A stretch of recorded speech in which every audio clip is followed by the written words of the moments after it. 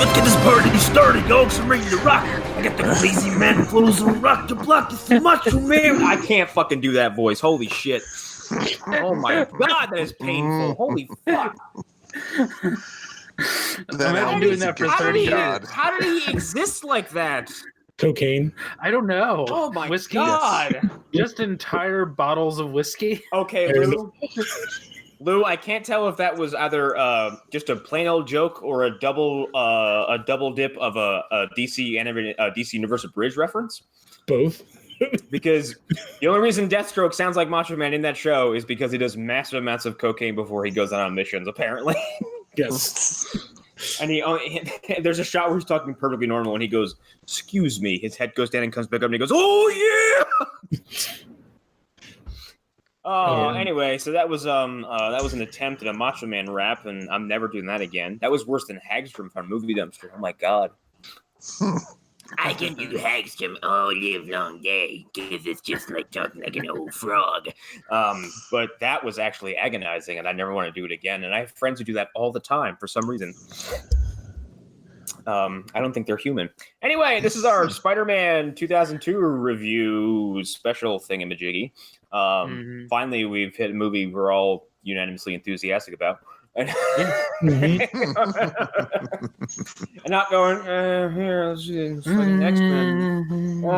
Thanks, Bryan Singer. I didn't ask for your fucking thanks, who the fuck directed Daredevil and Ghost Rider? There we go, yes. The first Ghost Rider I don't remember. The second one is Mark Steven Johnson. That's who directed both of those films. Oh my god, I forgot he did both. Yeah. How did you get the second movie after the first one? To the guy who directed. One was at Sony, one was at Fox. That's the best. That's the best answer I can give you. Those are both at Fox, aren't they? No, Ghost Rider was a Sony film. Yeah, Sony film. Fox. Nope. Yeah, I'm sure he got done directing one and had already had a deal in place with the other. Hey, well, we said this, and then he's walking into the Sony parking lot, and they're just shaking their head at him. He's like, hey. Fox just gave a guy a film that he's redoing his old script from a film he already did that we covered last time. Yeah. Yeah. He's in that world. True. I still, like, not just listening to Dark Phoenix show, but, like, I'm still floored that they even hit some of the same beats. Well, okay. When he reads the script. Right.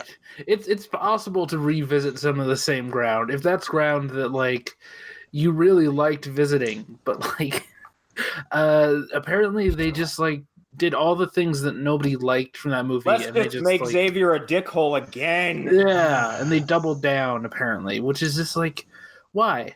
Why would you do that? Yeah. I don't know a whole lot about the movie other than reading about the main plot, but I really hope there's at least like 5 minutes of James McAvoy just screaming as Xavier, just oh yeah, my mind, I go maniac. That impression is spot on. No. Someone picks up his fucking wheelchair, just throws it. He's like, ah.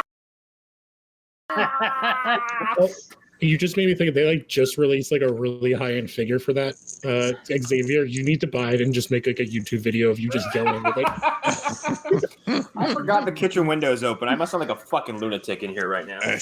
Yeah, I mean, considering where you live, you know. Yeah, I'm true. Actually, you'd be surprised. My neighborhood's full of very quiet, nice people. Nice. Yeah, that's good. Oh. Yeah. You said you were all so pleasantly surprised by that fact. I mean, we're all very happy, actually. Like, yeah. You're like, oh, wow. They exist in Vegas? Yeah, well, I mean, there's suburbs of every city. Like It's not just vagrants and tourists. It's not just Mad Max Ferry Road everywhere. It's just Here's the thing, people. Wait, you're telling me you don't live in the giant cowboy that's smoking sign? I don't. Does that exist anymore? I don't know. I'm old. I feel like the last time I saw that is like Vegas Vacation when they go to the like neon light graveyard. Yeah. maybe, who knows? Oh, that's still here. Yes. It's only gotten bigger. No, it's funny because people out here, when I say I'm from Jersey, they go, "Oh, isn't that just like all garbage everywhere?" I'm like, "Yeah, it's just a sea of just tires that are lit on fire, and then just the Jersey Turnpike, and then that's it. That's all there is." See, and that's how I'm sure people who are from Staten Island feel when they tell people outside of well, most of the time if they tell people in Manhattan that, they're just like, "Oh, so you live on the garbage dump." I was born in that place. My grandmother and grandfather lived there for the longest time. Well, they lived there until they died. So yeah, I love Staten Island. Yeah, I say New Jersey, and people are like, "Oh, would you just like drowning in like suntan lotion the whole time?" And like, you know, I'm like, "No, we were drowning in Benny's, and those are the people you saw in that stupid show." Yeah, two of those. I think two people were from Jersey. Maybe I think the situation lives there, and I think Jaywell lives there, but everybody else is. No, the other girl was from there. Sammy, the one that doesn't do anything. Yeah, the one that doesn't do anything because she's from Freehold. Oh, she's boring. Oh, good for her. This has been East Coast talk. Your East Coast. Well, Spider-Man takes place in the East Coast. Okay, Exactly. We're gonna talk about New York City. I'm pleased I'm going back home. He's back, Stan. You're looking great, Stan. Yeah, he's taking the form of a 32-year-old man from New Jersey. Is this the first cameo in like the movies? No, he's in X-Men. I believe. In the first he one? sees Senator Kelly's wang. His wang. Oh yes, he's at the beach. Yes. Mm-hmm. But yeah, I believe this is his second because there was nothing. I don't think there was anything in between. So I don't think so either. What was his cameo in this? I forget. He's at the very end. No, he's not at the very end. He's at the point where the Goblin is attacking the Oscorp. Oh, he makes a face and runs away. Yeah, well, he attacks that little girl, and then It's funny. It's funny you mentioned that because I just started jumping back into the Spider-Man PS4 game, and I started a new game recently, and I got to the Mick Steiner cameo, and I almost fell apart. Yeah, because it's like perfect. It looks more like Stan Lee than any of his cameos do because he's got like fucking makeup on shit on some of those things. Like, I'm like, that is a picture perfect Stan Lee with his voice captured in eternity in this fucking game. Yeah. That honestly, that's going to be partially why I have to get a PS whatever, be it 5 or 5 Plus, whenever that comes out, just to play that game. I think you'll have time. Also, they're saying that I think that they're going to let you carry game saves over from consoles to now for Sony. So that's a good thing. I don't have a PS4, so it doesn't make a difference. Woohoo! But anyway, so this is Sam Raimi's Spider-Man talk intro all over again. I'm Connor McGraw for those who haven't caught up yet. Butters, leave Monster alone. Sorry. Arlen Harrow joining the ship this week.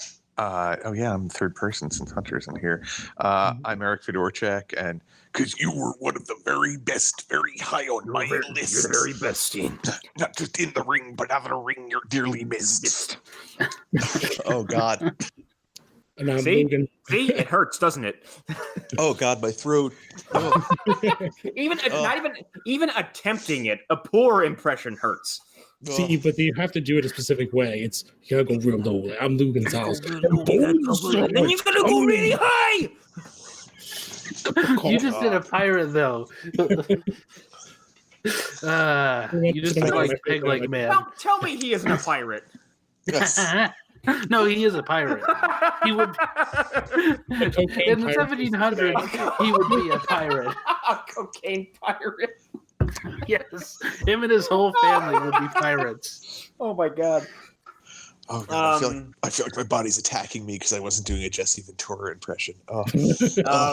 For a while, I was jokingly referring to him as the Randy Man Macho Savage. Yeah. And then today I was thinking about that. I'm like, oh my God, it's Randy Dan's father. Oh God. This is like the Mel Gibson reveal from that movie with Mark Wahlberg and Will Ferrell, where they're stepdads or whatever. I don't know. The second one, because they made whatever it's called. John Lithgow. Somehow they made two. Father. Somehow Mel Gibson was allowed to be the comedy. Right.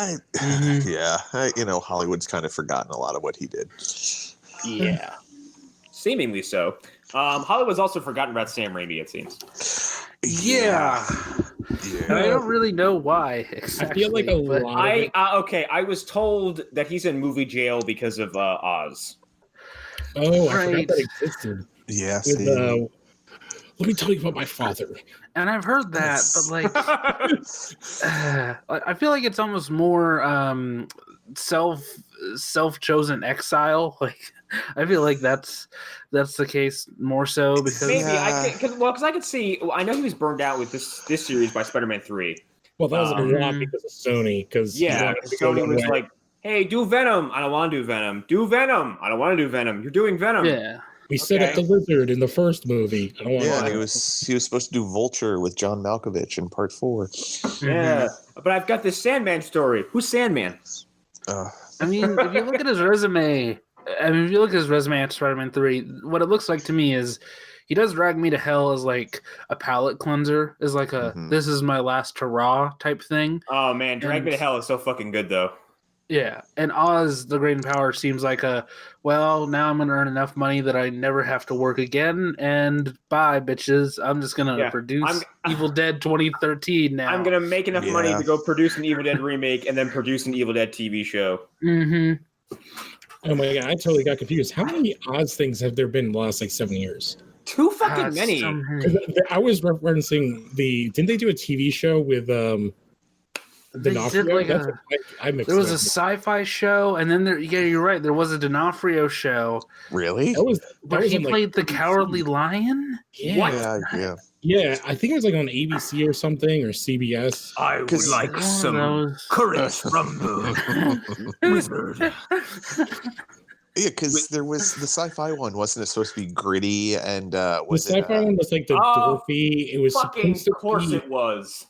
It was supposed to be partially based on, this is going to be really random, like McFarlane's stuff. Because he had been putting out like a bunch of fairy tale figures at the time. Right. There was like a video game, I think, too, that was like The Dark Adventures of Dorothy. Well, and wasn't there an Oz adaptation or Oz whatever that had Zooey Deschanel as Dorothy? I think that's the sci-fi. There was, I believe there was 3 different Wizard of Oz movies in development at the same time, from what I remember. There was Oz the Great and Powerful. There was the third of those may not have even ever seen the light of day. One was supposed to be an adaptation of the book, and another one was supposed to be, I think, Wicked. a Wicked I think one was supposed to be Wicked, which I don't remember. I don't think that ever came out either. No. Oh, the only reason Wicked hasn't happened is because of the Broadway stuff. I think Broadway has like a first rights deal or whatever. Also, I'm going to say this as someone who can't stand musicals. Hey, everybody, if you want to go see Wicked, go see it on stage. It's fucking mesmerizing. Mm-hmm. Yeah, I've seen it. It's pretty great. I went into that. I was like very, very hesitant. And then by the time Defy Gravity hit, I was like, okay, this is flat out compelling. Like, yeah. I'm like, that bitch is flying. Yeah, and you realize, this is just Frozen. Frozen is just Frozen is really the star. Well, they did the singing. Since I've never seen Frozen, I couldn't compare the two. They're very similar. Very. Rewrite the entire script for Frozen because of a song. Mm-hmm. But hey, Spider-Man. Oh, yeah. We're getting there. We have to talk about Raimi first because, like, you can't not talk about Raimi. No, it's his ink is indelibly all over this film. Yes, it is. I really love how by part 2, like, someone from Sony left the room and he's like, "All right, guys, let's film the fucking chainsaw scene." Like, it's filmed exactly like an Evil Dead scene. Yeah. Yes. Dramatic close-ups of a chainsaw, like people getting thrown across the fucking room, women screaming. Well, honestly, with this movie, like with Spider-Man 1, like I feel like he was using parts of Darkman he really liked in this. He was. He definitely is. Yeah. Like the weird overlaid images yes, when the skull and the tarantula. Yes. Yes, it's so good. Yeah, I noted that right away when I saw that. I'm like, like the crossfading and stuff. That was the moment when I went back to rewatch it recently. where I busted out laughing and I could not stop because I kept thinking about just that like Yep. fucking skull. It's a movie for kids. To have a noise, We see 3 people straight up murdered and turned into skeletons in this movie for families. Yes. So I guess let's start by going over the cast. So yeah, I don't have to look the shit up. This cast is. I have it in front of me. Okay, good. So I'll just go off memory. Tobey Maguire as Spider-Man. Yes, as an 18-year-old who's 37. Okay, so I knew this was going to be the first place we went to, and I just want to point this out. He was 23, so he's like the same age Tom Holland is now. Yes. But Tom Holland looks like he's 7 years old. I know. In Civil War, he was like 15 or something. No, he was actually like 19. He was playing 15, but he was like 18 or 19. He's got that tiny little English boy body. Yes, that's the thing. Like, they did a much better job of casting somebody that looks younger than they are in all of those movies. Or casting people who are actually their age. Zendaya being the biggest outlier because she's like 30. Wait, is she really? Is she really? Yeah. Yeah, wow. So wow. She's much older than the rest of the cast. So, yeah. I guess that grunge look that they give her really de-ages her. Yeah. Mm-hmm. She's 22. Oh, well. Okay. I don't know why. Yeah. What the fuck? And Arlen, Tobey Maguire was 27 in 2002. What is this madness that you're speaking? What math are you doing? I love that Arlen got 2 fucking whiffs in this conversation alone. He was born in 1975. No, he was not. Tobey Maguire? That's Tobey false. Maguire was born June 27th, 1975. He's 43 now, okay? This movie was made, I don't know, 19 years ago. I'm bad at math, if you can't tell. It's like...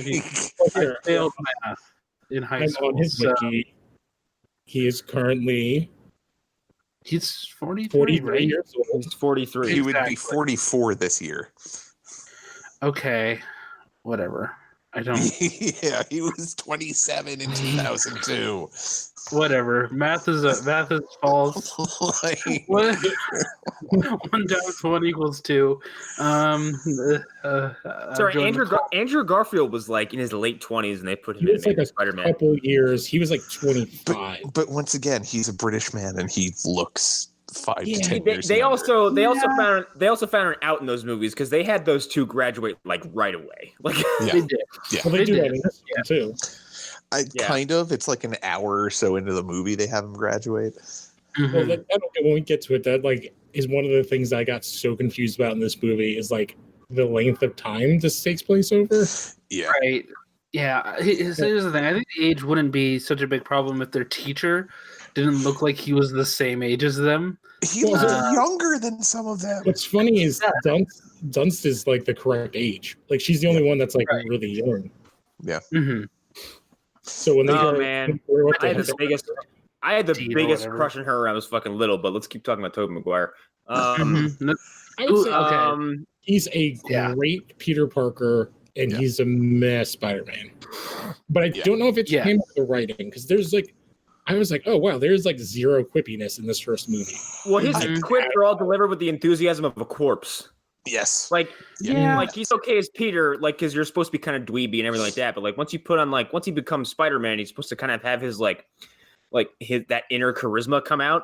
And like, every time he's quipping with Goblin, like Goblin is chewing scenery, and then Spider-Man's like, yeah, well, I'm gonna kick your butt.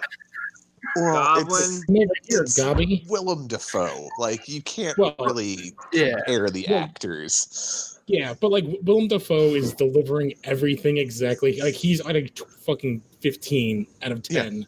Yeah. Like he's dark manning it up to the extreme. But it worked. Like it's perfect. Well, and that's the thing though. I feel like Willem Dafoe has never really gotten to do a movie like this, and especially.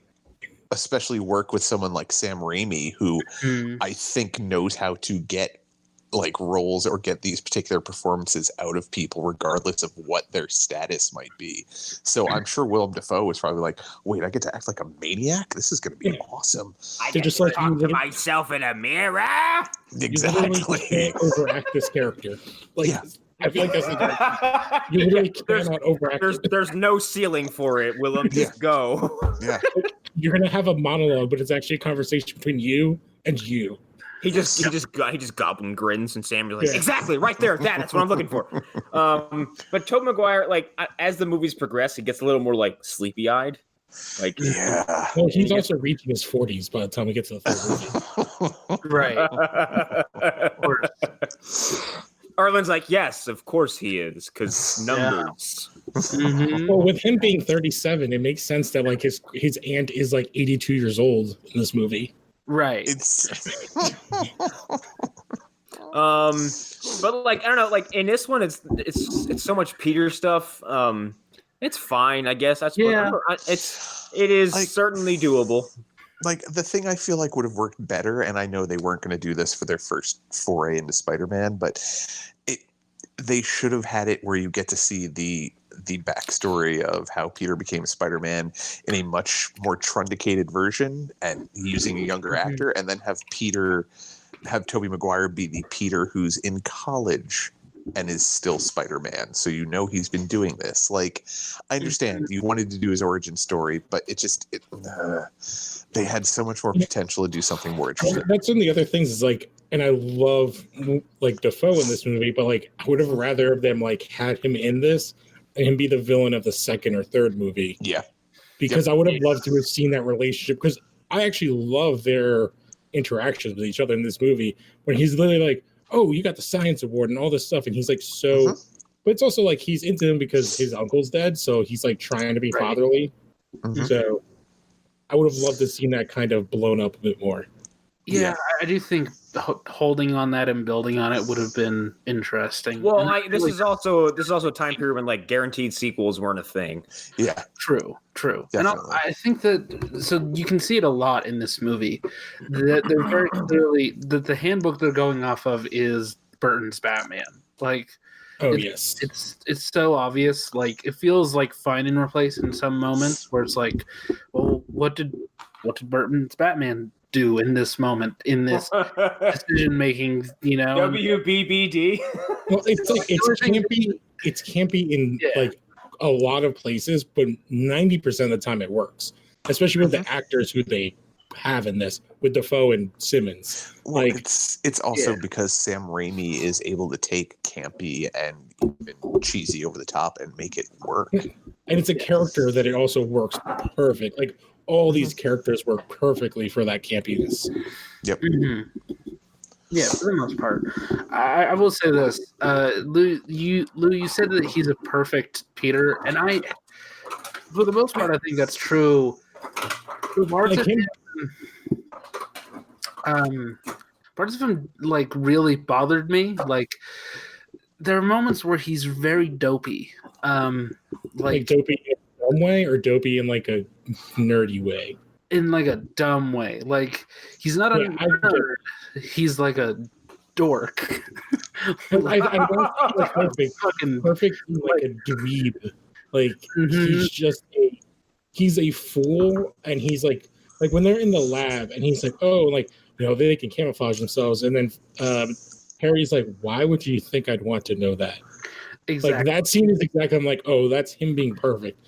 But I do think they didn't lean in as compared to what we have now with the Homecoming version, the MCU version, the intelligence. They kind of play with it a little. And I think that's one of the reasons why I am not a fan of the organic web shooters.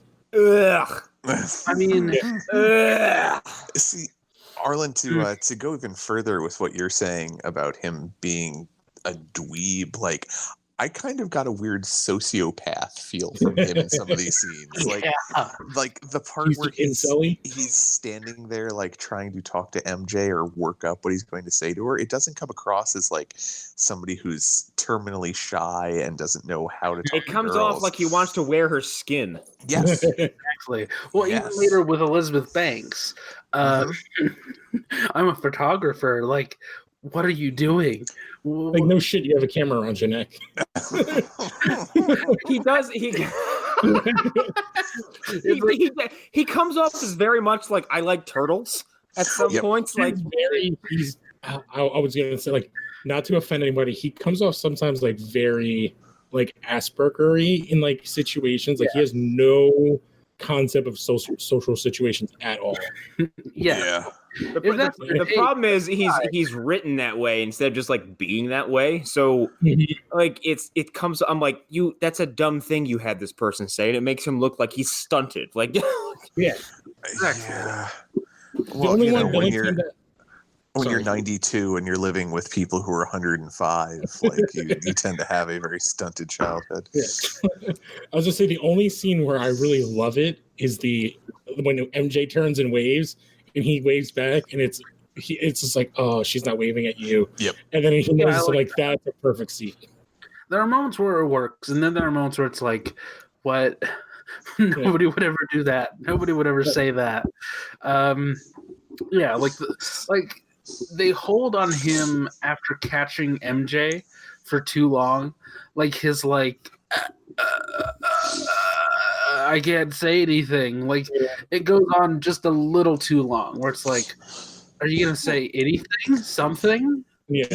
Even just the scene where he's outside talking to MJ when he's taking the trash out and after she had the fight with her dad, like that's just I don't know. It comes across as the type of conversation that someone who is stalking a victim would have more so than like, oh, I feel bad for you. Just like, I remember when you were in a play in second grade. Oh God, yeah. That's what they tried to. I could see you, but you couldn't see me. I can see where all your veins live. I'll make this comparison. I can see where your brains live. I mean, I'm sorry, I have to go. I'll make this comparison only once, and it's the only time I will bring up the show. But it very much reminded me of one of the shots of Smallville when he's getting changed. He looks. Hunter's reverting back into his ape form. And he looks through his window, and her window is right there. It's I'm so like glad the cord to my headphones are so long at this point. I can stand across the kitchen and scream. Yeah, I will not mention the name of the show again, but like they have like in that show, they play with that thing of like, oh, the neighbor that the kid always grew up loving across the thing, right? And there was a level of creepiness in it, but like they like lean so hard into it, and in this movie, there's a weird detail where it's like, oh, you've lived next door to her, literally right next door, your whole life, and you've never said a word to her. Yeah, right. Yeah, like that. I don't know if that's possible. Living in New York City, I don't know how that would be possible not to talk to someone who's your neighbor at least once in 12 years. Right. Like the most realistic thing that they do is when they talk about him and her when they were very, very young. Like that's the most believable thing they do in the movie, where it's like we were 4 and 3 or whatever and playing together. But I thought you were talking about when Aunt May said like, and when you first saw her when she moved in, you asked me, "Is that an angel?" I was ready to throw my TV out the window with that song. Like, that was his nana talking. Like, also, that kind of plays that thing is like, how young did Peter's parents get killed that he's been living with them? Since he's like, this, they make it seem like there's no way he would even remember his parents. I think hasn't it always been kind of in Spider-Man lore, like his parents are dead and it doesn't really affect him because he was too young to even be truly traumatized by it. He's like 5-ish. Like it's like the age where he has vague memories of them. Yeah. Yeah, well, I mean, I think that's what they were even implying with that particular dialogue that I was talking about. Is that, like she said, when you first came here when you were 6, I think she says before that. But still, just because I was gonna say, like, in Amazing Spider-Man, the 2 movies, they actually they overemphasize his parents and they romanticize their deaths when it's never been that way. Right. And then there's did you ever seen the fucking deleted scene in Amazing Spider-Man 2 where his dad just returns from the dead? I have seen that, yes. It's fucking bizarre. I'm like, you were in a plane crash. That's because they were secret shield agents. he got better. I got better. Your mom, she's fucking dead though. She only got shot. I was in a plane crash. I had to eat her. I had to eat her to live. They did that bird, and he has a war flashback of the plane crashing. They did that bit in the Ultimate Spider-Man, but it was just like an older version of Peter cloned, and they told him that he was the dad. Yep. They're a very terrible clone saga. The Ultimate Spider-Man clone saga wasn't that bad. You want to hear a worse? Yeah. You want to hear a worse version of it? The proposed Amazing Spider-Man 3 was going to have clones of Captain Stacy and Gwen Stacy. Yes. Oh, so they were just taking stories from the Ultimates. Basically, Carnage turned into Gwen Stacy, I believe, right? Yeah, it was something like that because Carnage was having interactions. Well, it was having interactions with people who were close to Peter and killing them, and knew, or at least had interactions with Spider-Man because it wanted to be Peter essentially because it was made out of his blood. Interesting. Mm-hmm. Yeah, very interesting. Moving on. Yes, moving on. What? Might as well pivot over to Mary Jane because we spent a little bit talking about her. So, Mary Jane, played by Kirsten Dunst, big old fat man. She looks perpetually stoned through the movie. They just had nothing to do. I think that's everybody in this film. I think they're all high as fuck. Oh, but she looks particularly stoned. Yeah, she does. I think her and Toby were sharing the trailer and fucking smoking it up. Going. I would have thought it was Franco that brought. They were all in James Franco's trailer. Let's be honest. Seth Rogen was probably there too. Exactly. I, especially after the third movie rolled around, I was really not okay with this iteration of Mary Jane. Especially retroactively, I really kind of hate the character after all 3 movies are said and done. Yeah, they just think all she is damsel in distress. That's all she is in these. Well, movies. And then by the third movie, they're like, let's make her the worst girlfriend ever. Not even that. Let's just make her a manipulative person. Let's just make her a vindictive, manipulative person that no one would want to be with. That, and for me at least, my experiences with the Spider-Man comics, whichever version, Spectacular, Amazing, Ultimate, Mary Jane has always been kind of a spitfire. She's never been this oh no, she could take care of herself pretty well. Yeah, she wasn't dumb. She was the popular girl in school, but that was also smart. Yeah, and she was a popular, stunningly gorgeous girl who was extremely smart, who is by all accounts considered out of Peter's league. Right. She wouldn't take that shit from Enrique. She would fucking tell Enrique to shove it up his ass. Yeah. Yeah. Oh no! In these movies, she's constantly getting yelled at, talked down to, thrown, caught. Well, it's because the only character development they do is that she grew up in a abusive home. Her dad yells at her. Her bosses yell at her. The fucking god damn it, bully. Flash. Flash is lippy to her. It's that and that she's a perpetual failure, and she also lies about everything whenever anybody's like, "Oh, how are you? I'm awesome. I just got a thing." I'm fine. I mean, it's really weird. I mean, we'll talk about this more in Spider-Man 2, but she leaves the only person who's ever a good person to her, ever. So.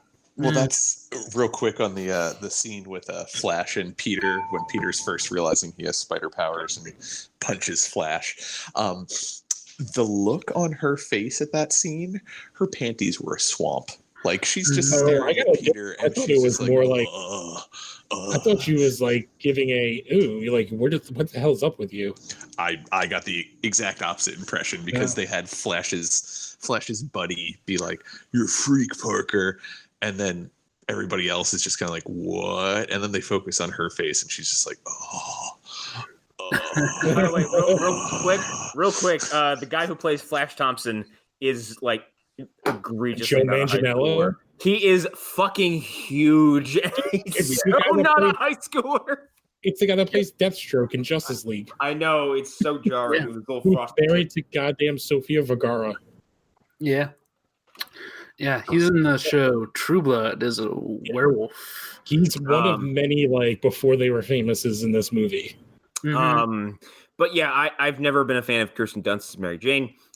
She does nothing in this movie really except kiss Peter upside down and then fall off things. Yeah. That's it. My favorite is when she wakes up from being kidnapped, which we don't see, and then almost falls off of the Brooklyn Bridge. Yes. Yeah. Yes. It's like, how are you that unaware? I know, my wife laughed at that, and I'm like, yeah, wouldn't you hear all of the fucking traffic on the Brooklyn Bridge when you wake up? And also, wouldn't Goblin be like watching it? It's like, oh man, this idiot's gonna fall off. I need to like be on top of this. Yeah. Cold. You're gonna fuck up my villain plan just by being stupid. Which, we'll get to when we talk about that. I was like, oh, this is something that a different movie writer definitely learned and used in another movie down the road. His ultimatum. Well, it's also very Batman Forever, like yes. Be Batman or be Bruce Wayne. Let's Next go. Willem Dafoe as the Green Goblin, aka Norman Osborn. Yeah, I think he was the perfect Norman Osborn, and honestly, Yes. I don't. Minus maybe the campiness, I don't know if they're going to be able to find somebody as good as he was in any. If Norman shows up in any future Marvel, Willem Dafoe's face is just genetically carved to look like a maniacal, just evil son of a bitch. Well, that's why he plays that character like that perfectly in every single movie. He's never a good guy. Mm-hmm. He was a good guy in John Wick and Aquaman, right? Oh yeah, he's in John Wick. I forgot. Yeah, that. there's one or two other things that he's been in that he was a good guy. I can't remember what though. Yeah. But yeah, he does play the villain astoundingly well. But this particular role, I think he was made for. Well, so this is the movie why everyone's like he needs to play the Joker. It's they're the same character in many ways, but like his face is just perfect. And then they hide it behind that stupid goddamn Power Rangers helmet. So yeah, I've been thinking about that a lot for this. I grew up with the helmet, so it's what I know. Like that's the Green Goblin in this film to me. But at the same time, I don't think that video that everybody's like, why didn't we get this? I don't think that would have worked on camera. I don't. They made it before they hired. They made it way before they hired any actor, but it's just like it looks so perfect. It does. I think it makes no sense in the kind of this version of the Green Goblin basically being the ultimate version from the comic books where it's like a super soldier program. Right. Which still the helmet that they end up with doesn't make any sense, but at least makes kind of sense. I don't necessarily like the helmet, like just from the point of view of, well, Norman wouldn't come up with a helmet that's that like telegraphed. I don't think. And also, where did he get it? Where did he make it? No, they made it. Like it's part of the entire thing that they were building. Right. Yeah. Well, it's just the head part, though, not the teeth and the. That part is something that Norman made in like a 3D printer. In 2002. Well, I mean, they did have them, but I imagine that they were like old school computers, like 30s computers, where they just you mean entire rooms. You mean like the electron microscope that was supposed to be the most powerful one in the world that looks like something from a 1950s sci-fi movie? Yes, exactly. Yeah. But there are a bunch of things, like all the other parts. Like I don't mind the rest of the costume, like as being like a military grade suit. The glider is next to perfect. Like I don't even know what else they could have done with it. It looks great. I love how they actually show him how he controls it, like both holding it, standing on it, and then it's like a drone. I think everything about that is good. I think what they should have done with the face is sort of a middle ground. Like, I actually think the goggles that we see that test pilot using, that's a good look, and Goblin has done that look in the past. He's done like a goggle thing, depending on which version of the Goblin that you use. Can we take this quick moment to because I don't know when we're gonna do this anytime soon. Lament how well, I guess praise this and lament how poorly Dane DeHaan's Green Goblin entire presentation. Well, it's just that's even when they took even more from like the Ultimates because it's like the physical deformity. Yeah. Right. Yeah, but even then, like that was something that Norman was able to eventually get over and control, like change at will from normal Norman to Goblin. Also, the problem is like he shows up looking like fucking Billy Idol. With like I think it's also Dane DeHaan's. I'm gonna say not a very good actor. He's just got that weird Euro trashy prettiness. I would say he's he has a thing that he's good at. Yeah, and like creepy guy. Yes. What he's not good at is this line, and I'm going to back up for emphasis, is this line. You're a fraud, Spider-Man! You're a fraud, you're a fraud, Spider-Man! As opposed to the amazing final line of the Goblin in this, Godspeed, Spider-Man. No, his final words were, don't tell Harry. Well, that's as Norman. Well, there's a moment where they're one person again, where he's like, isn't it like, oh shit, like, or something like that, something to that effect. Yeah, when the thing is coming at him, yeah. Oh, I totally missed him swearing. He said, well, no, he does not swear because that's one of the things I pulled up is that they removed like every single swear, including the word hell, from this movie. What? Yes. Here, I'm gonna pull it back up. It's insane. Which part of that included like cutting Stanley's cameo down like hardcore? Like he had actually like a decent scene. Oh, so that's Avi Arad then doing that. Yes, probably. Yeah, hell is a poopy word. You can't say it.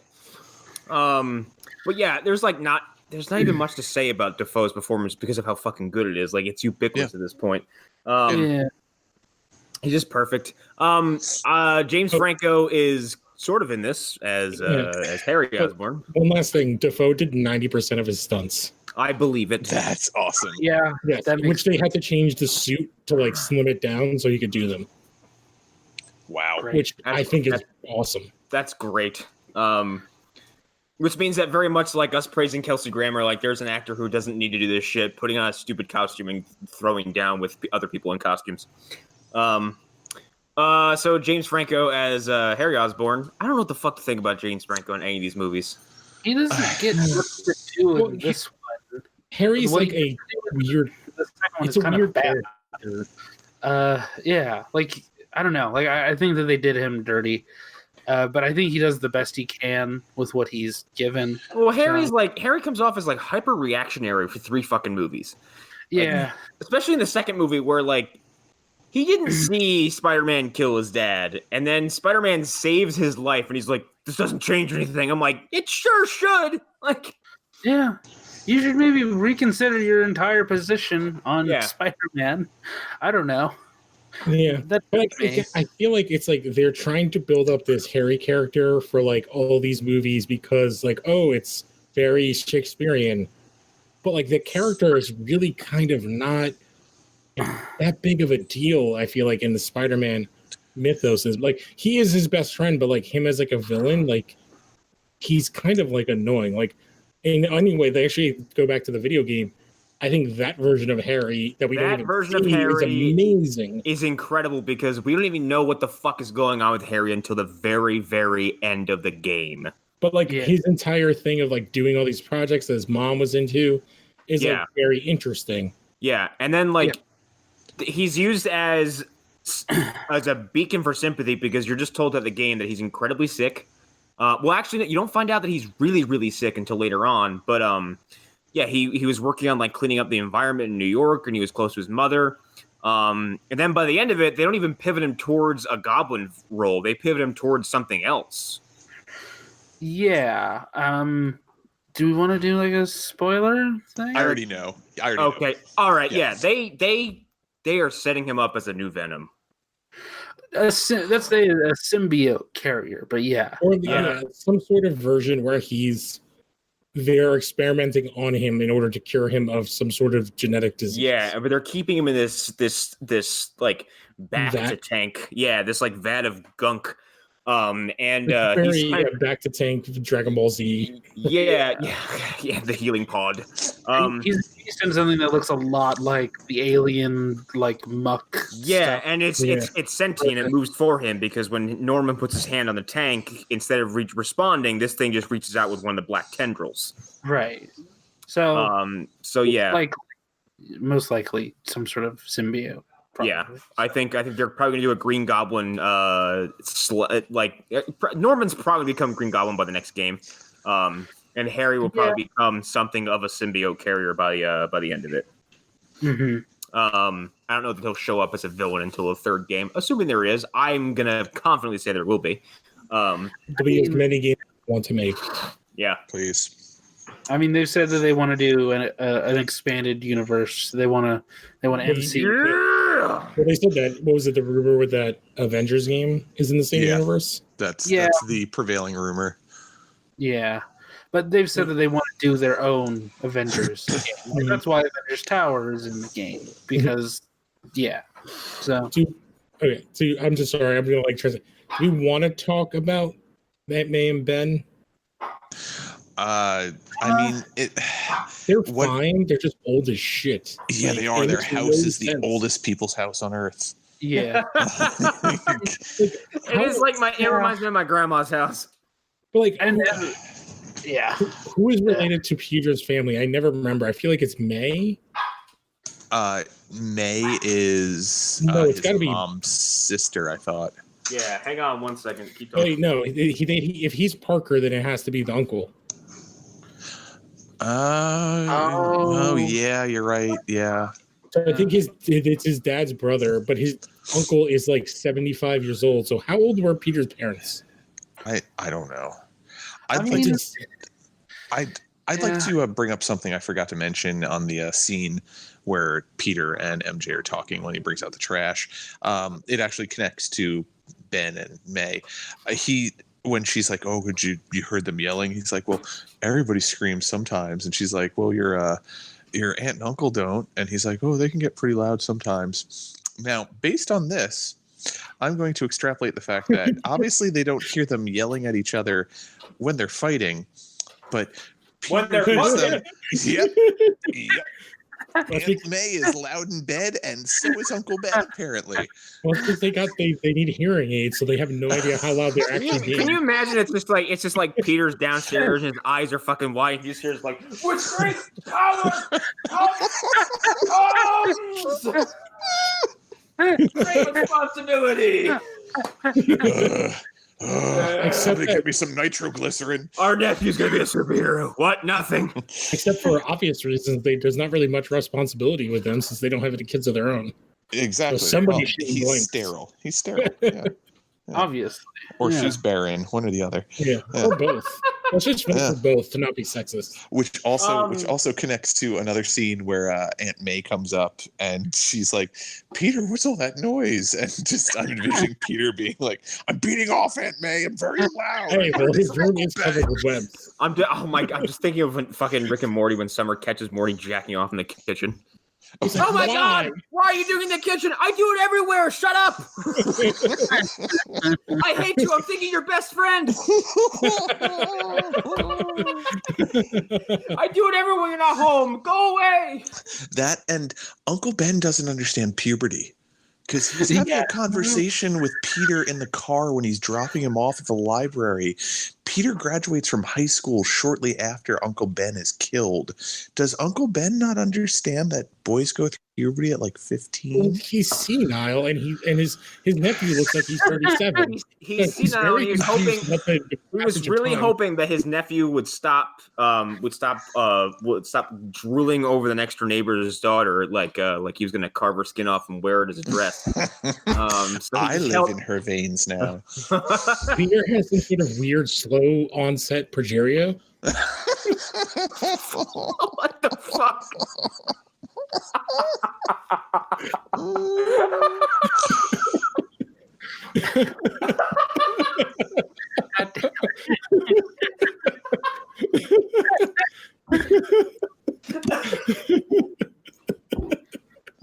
Oh god! Oh my god! I can't breathe.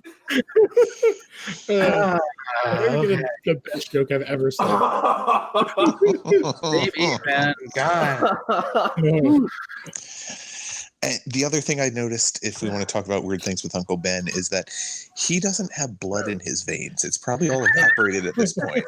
Because when he got shot by the carjacker, there should have been a pool of blood surrounding him if he's bleeding out and dying. Also, and there's nothing. If you're it's very cold in New York, Eric. Did you not know that? Oh, give me a fucking break. If you're a carjacker, though, why are you picking this like old ass 70s like Cadillac to run away in? Right. Why did you shoot the geriatric man? Just push him over. Also, it's New York. You're gonna run into traffic in 2 seconds. It's the main reason they took that car is because it's the car from the Evil Dead movies. Okay. Yeah. Every Sam Raimi film has that car in it. Mm-hmm. Yeah. Fucking classic. I'm surprised that thing was running at this point.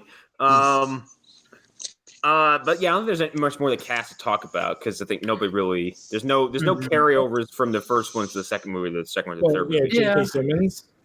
Yeah. Oh dear God! Okay, we almost forgot about him. I mean, what needs to be said, really? I mean, he's fucking perfect. He's so fucking perfect. He came out and did he did that thing for Spider-Man after he was dusted, like The only fucking thing I would podcast say, appearance. What do you mean Peter Parker's dead? I do want to say, like, I did not realize until watching this movie that Octavia Spencer has like 2 lines in this. I was like, holy shit, before they were famous. Oh, yeah. She's the black woman that's like, what are you talking about, skinny? Yep. Yeah, I made note of that. I just couldn't remember her name. Yeah. Mm-hmm. And of course, Elizabeth Banks. Yeah. Baby face Elizabeth Banks. With dark hair. That's a wig. She comes back in the other movies, right? Yeah, she does. Part 2. Yeah. By the time of the third one, though, she's Elizabeth Banks. She's like in a different stratosphere. Well, also, it's her and what's his name that plays Robbie come back, and they like really don't do anything with that character at all. Yeah, I mean, one thing that they use those characters to do is to introduce Eddie off screen. But which they do in this movie. Yeah, which is insane to me. Wait, Eddie's introduced off screen in this movie? Yes. Yeah, they Ted Raimi comes in and like, Eddie's been following him for weeks trying to get a picture of him and he can't do it. I totally missed that. Yeah, it's the first before Peter even shows up there. When they run the first photo that's like super blurry and he's like, this is the best we have. And it's like, he's been following for him for weeks. Yeah. Wow, I missed that entirely.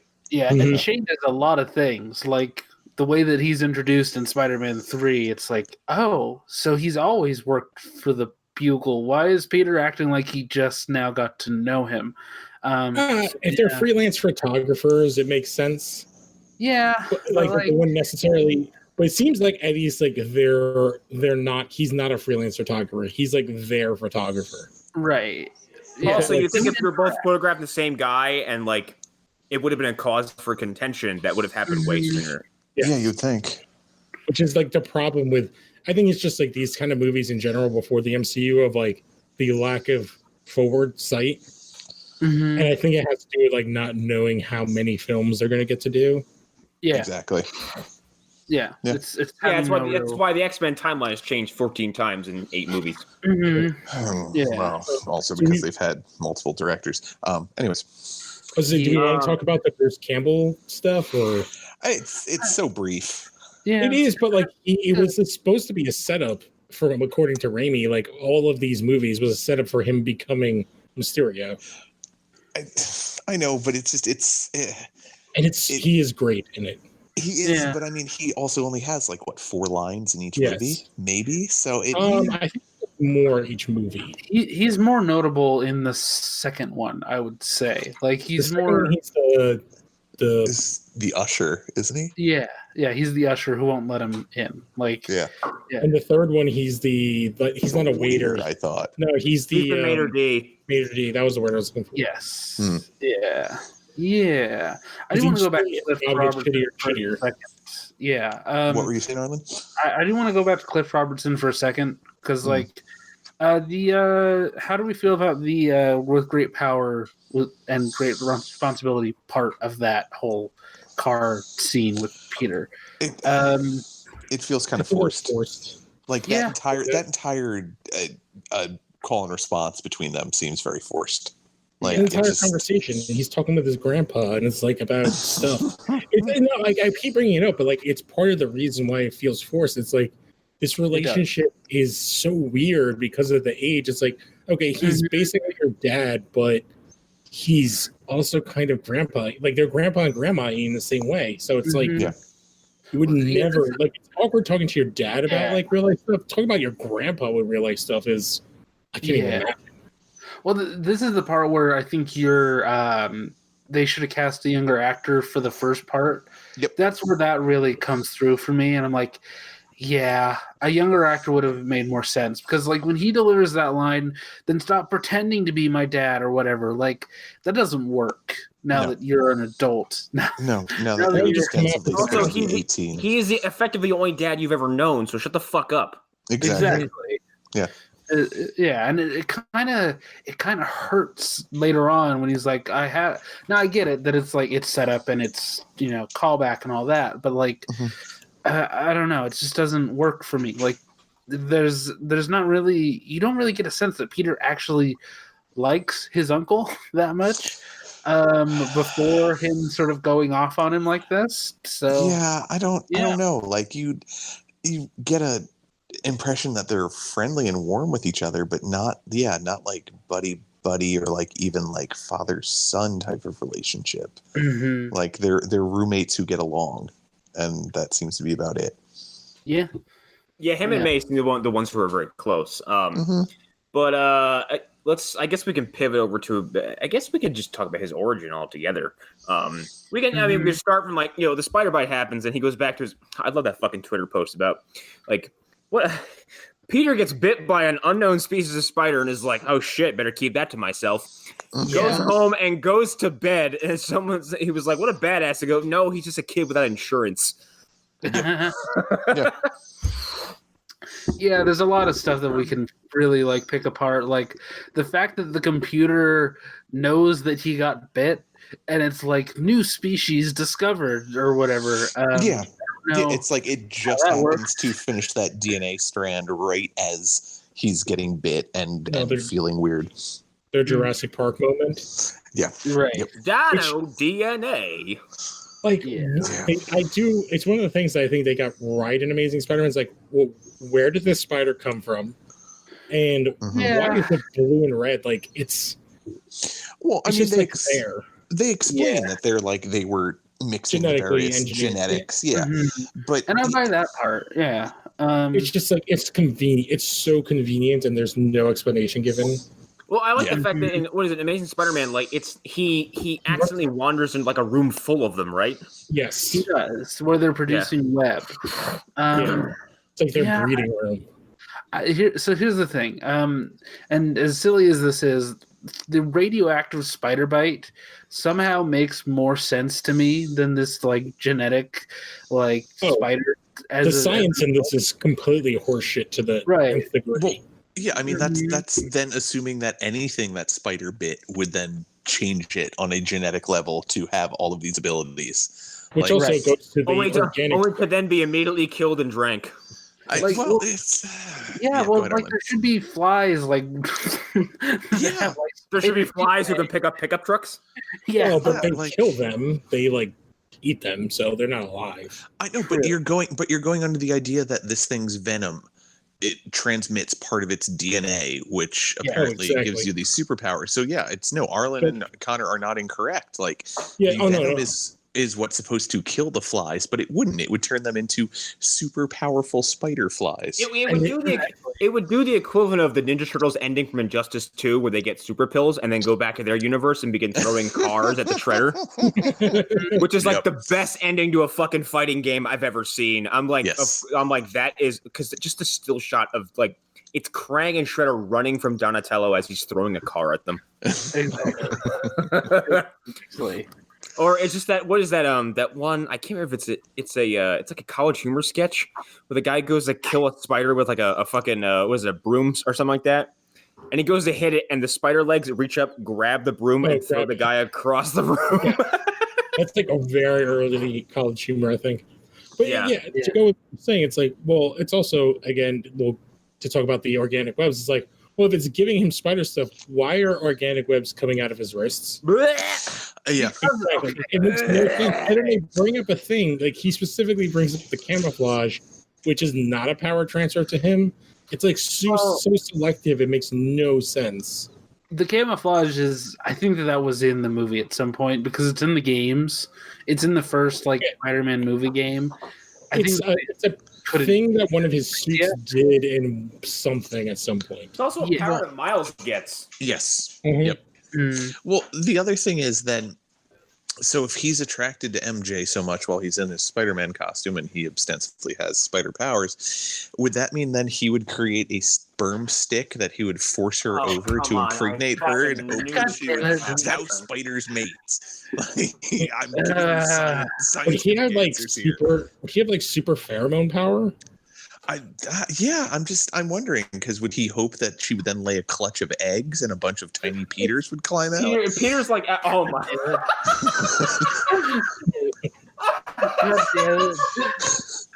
oh my god! What is that fucking Family Guy episode where the bunch of the dogs pop out and they've all got Ted Turner's head? Like, I'm imagining a bunch of little fucking spiders with Tobey Maguire heads. Oh God! I do agree. Right? You give him a chance. You give him a chance. You give him a chance. You give him a chance. Just all running around like. It's the problem with going from the radioactive to like the genetically engineered. Like, I kind of like that again to go to the MCU version. Like, they just like whatever. He's Spider-Man. Spider-Man. We're not even touching it. Right. Mm-hmm. Well, I understand this is the first, so they have to give us something. Mm-hmm. And also, so this is my other thing. And if I go with the genetic explanation, if I just go with it, okay, for me, I'm okay with the web shooters because of the genetic answer. In the comics, since it's radiation and people believed radiation gave you all kinds of new abilities at the time, they truly, truly believed that. I was okay with it because it wasn't necessarily that he was getting spider powers. It's just that he's getting radiation powers. He just. Well, I would say that to go with what you're saying, what radiation was in the 60s that Spider-Man was created? That's what like genetic engineering kind of was and still is in many ways. Yes. Now. Mm-hmm. Well, I will say, having just learned about like. It's a horrifying radiation accident, but I didn't know the full extent of what like direct exposure to really powerful radiation can do to you. And it can totally it can rewrite your DNA. Yep. Yeah, that's what it does. It breaks it down. It breaks it down basically. Like I just learned about this dude in Japan this was before Fukushima. He got hit with like basically point blank neutron rays. Yeah, he was like face first. He was face first in what's called a criticality, which is like a really bad nuclear accident. I was going to say that's my favorite type of move in Mortal Kombat. Criticality. I'm not surprised that's not. But when they did some diagnostics on him, they found that his chromosomes were split apart and completely unrecognizable from like a standard human's. His white blood cell count and red blood cell counts they had plummeted. And his DNA was basically breaking apart. So yeah, it has the ability to rewrite your genetic structure. This guy unfortunately dissolved over 83 days. Well, I wouldn't say like. And in comic books, you get just breaks it down. But yeah, yeah, you don't get turned into the Hulk when you get hit with gamma radiation. Yeah, exactly. No, you turn into a pile of tumors and die horribly. Yeah, which is why I'm glad. Like in the movies, they were like, no, it's a super soldier program.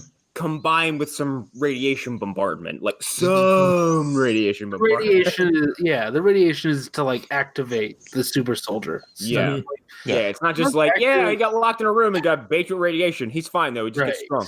Well, it's I guess if you were to break it down, it would be to weaken the DNA structure to then be able to let the super soldier serum take its place. There's other like better ways, and I will only bring this up because my wife is a scientist. Now I don't remember when, but when we watched Born, the one with not Matt Damon, which was Jeremy Renner, the Born the Born Legacy. Yes, she goes, "Holy shit, that is actually what you would do. Like the way they use viruses, that is real. Like that's actual real science. So viruses is what you would use to actually, because they also rewrite your DNA. They do. You would use a retrovirus. That's they actually say that in Blade. Like that's Karen's cure. That's what the vampire virus is. It's a retrovirus. It's what they are doing now. Retroviral, like Norman Osborn in Amazing Spider-Man 2. Retroviral. Hey, he was in a Born movie. Okay, what was I don't remember what it was. But anyways, I'm okay with the organic web shooters in this movie. I hate them. They're so gross. I'm fine with it. I love the finger. The design could be a little less gross. Sure. I love the finger thing that they show. Like, I think it is one of the best and most memorable scenes of the movie. The hair is growing to explain how he climbs walls. Oh, I was gonna say when he's trying to figure out how to shoot the web slingers. At some point, doesn't he say Shazam? Yes. Yeah, he does. It's one of the few comic book references they leave in, because again, that goes to like the weird stuff they cut out in this movie. Well, he also says up and away when he's trying to shoot his webs, and I forget what else. But yeah, he makes various DC references. It's like go webs or something like that. Mm-hmm. Yeah, go web go. Yeah. Yeah, that's the point where I'm like, oh, he is a nerd, and then we go back to words. I don't know how to form them. Yeah. What are the things you use to talk to people? Words? Yes, those words. Humans use words. It's only when they're pretty girls. And like exactly. But then after he gets bit and he goes home, we get treated to the fucking best sequence of the movie, where it's right after Liam Neeson. It's right before he breaks a man's finger. Anyway, I'm sorry, wrong movie. Peter goes home, lays in bed after getting bitten by an unknown and poisonous spider, and just is like, "Yeah, it'll pass over." And then he has a Raimi nightmare. He gets Raimi'd. He enters the Raimi zone. The Sam zone. Skulls and tarantulas, and the only thing that would have made the trifecta complete would have been a little bit of fire somewhere along the lines. That would have been. I thought there was fire. Wasn't there fire coming from Skull's eyes?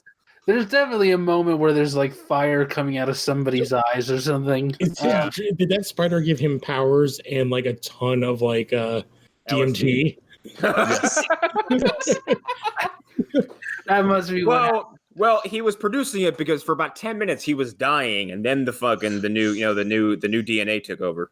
I feel like Sammy. If you listen, the little spiders went in and rewrote his DNA. If you listen carefully, you can hear Joe Rogan coming. You said something about DMT. Yeah, I was gonna say. I feel like Sam Raimi. Holy shit, man! God, like people smoking spider venom, and he's also like putting that in.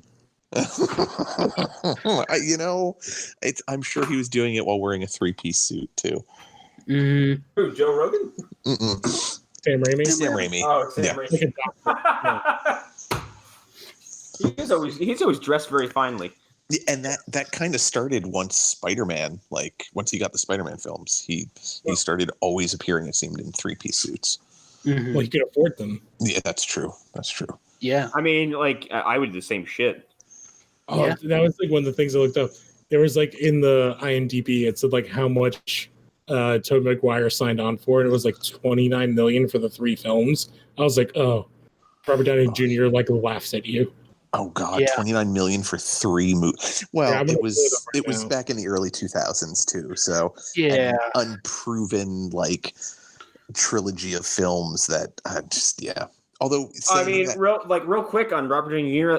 Like with RDJ, like I think he has now written a new book on how a star and a studio can and should negotiate continued appearances. Oh, I was wrong. He got $26 million for 2 and 3. Okay. Combined. Okay, that's still not great. Yeah. Because those movies made a lot of money. Which RDJ is different because he got the Jack Nicholson deal because it's the first thing. But like, I feel like with inflation, like any of the stars of any of the other movies are like making bank. But although I wonder how much Hugh Jackman was making for the X-Men. Probably not a lot at first. No, he was honestly. I also could see Hugh Jackman taking a pay cut in return for maybe an executive producer role. But then you get double paid. Well, he did on Logan. I think he said something to that effect. He took a pay cut in order to be able to make an R-rated version movie. Or R-rated movie. Yeah, to make the version that they put out. Yeah, so he'll take it. Reynolds probably did the same thing for Deadpool. Mm-hmm. Ryan Reynolds will probably do this movie for fucking free. Okay, like let's be honest. Mm-hmm.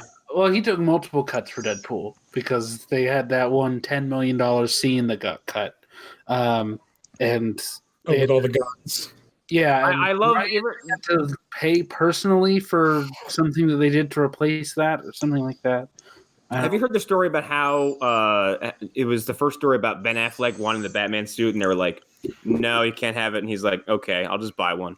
And then I guess Reynolds had the Deadpool suit on, and someone was like, "So you need to get that back," and he said no, and he walked off set with it, and that was it. He kept it.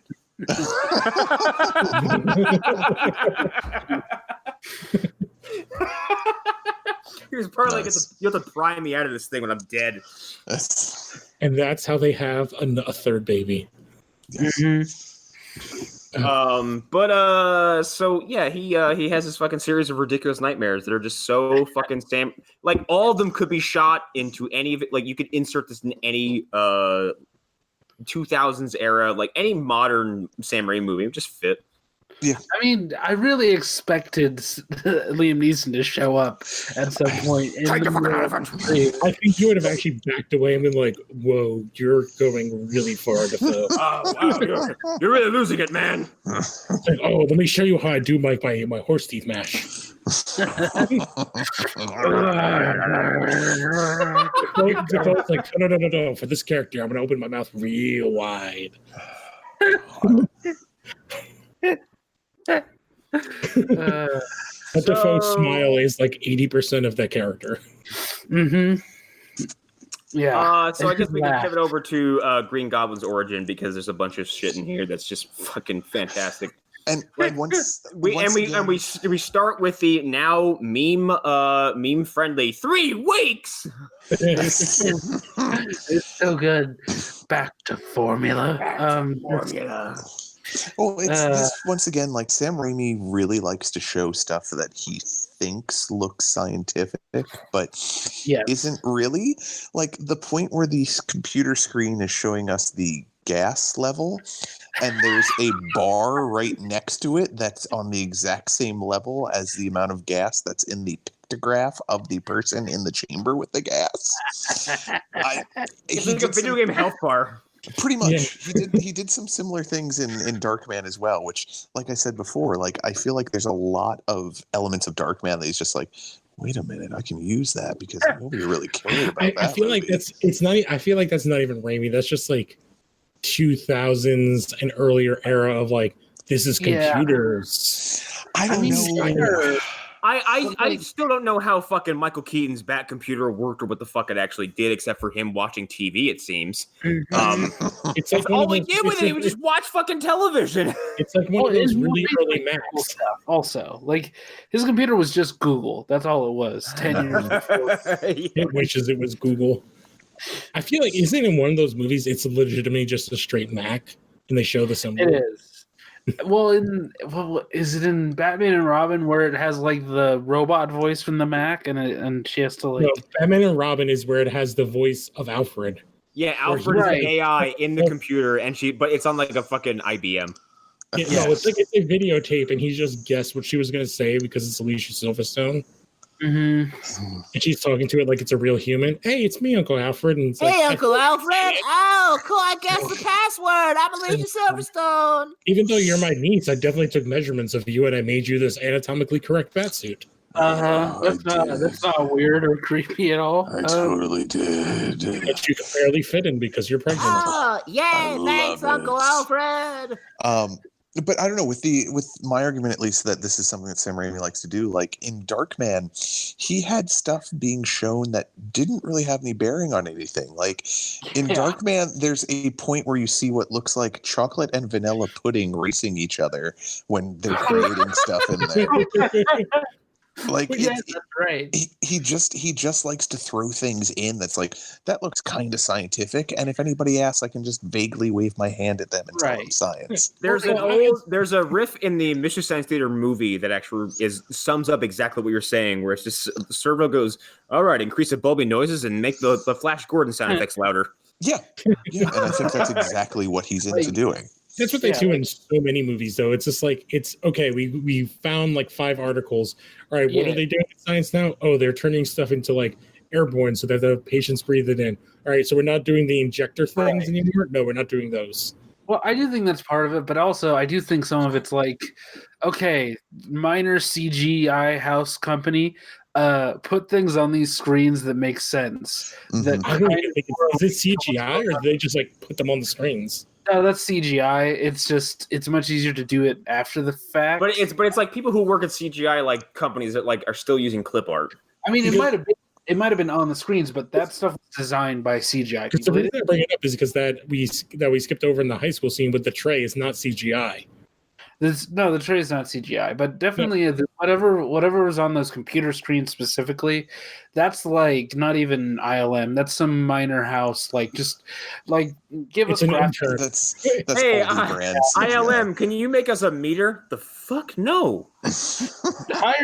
hire Meter House or whatever. I don't know. We're too busy adding details to Green Goblin's face while he's flying. Fuck off. We're trying to get ahead, and we're doing special effects for Attack of the Clones right now. Oh god! I just love the idea of Meter House. It's just this one place that all they do is make meters for different films. They make Meter House. They make images of bodies getting injected with poisons and things like that. No, they don't even do that. And was it like data transfer screens, download screens, 80% of Johnny virus transfer screen. Oh my god. They did all of the Matrix films. All of the Matrix. All of the they probably did all the stuff in Independence Day where they had to show computers. Resident Evil when there's like T-virus. That's called. It's like sorry, Dave, or whatever, or something like that. Hello, David. And it's just one old guy from Brooklyn who's chomping on a cigar the whole time. Just, all right, what type of meter do you want? I feel like, and he's just yelling at his nephew. You want a meter? I'll make you a meter. He's just yelling at his nephew. It's like, we need a Francis. Francis, they want a green one. Like, you can't get red, white, and blue. That's too American. We need a green one in there. Yeah. But anyways, continue with the Goblin's origin. Well, okay, so I do want to talk about the tank that he goes in to get the gas. Mm-hmm. It's so big. It's the cube. It's the cube from Avengers. They think they were going to happen. They filled that shit all the way up. Oh, it's the thing that they were going to trap the Hulk in Avengers. Right. It's like, what? Why is that a house? Like that's a small house. Well, Osborn has shown that he doesn't exactly have the best business acumen, being that his entire business is going to fail if they don't get this military contract. I actually love that idea, though. I love that, like, the Oscorp is kind of this not fledgling, like, it's this established company that's, like, really high in science-based, but, like, it's having these issues. They're completely mismanaged. Yes, but that, like, he's so into science that he's a terrible business person. It's kind of like how Ock is in the game, where like his company is barely existent, and it's incredibly focused on the purity of science and the betterment of mankind. While Oscorp in the game, which they actually tell you it was established by Octavius and Osborn, that's why it's called Oz. Oscorp is hyper successful, and Octavius is incredibly bitter towards him because of it. Right. And then it's Osborn has got he's got his hand. He already has his hands in the militarized police program and that because that's where Sable International essentially comes from.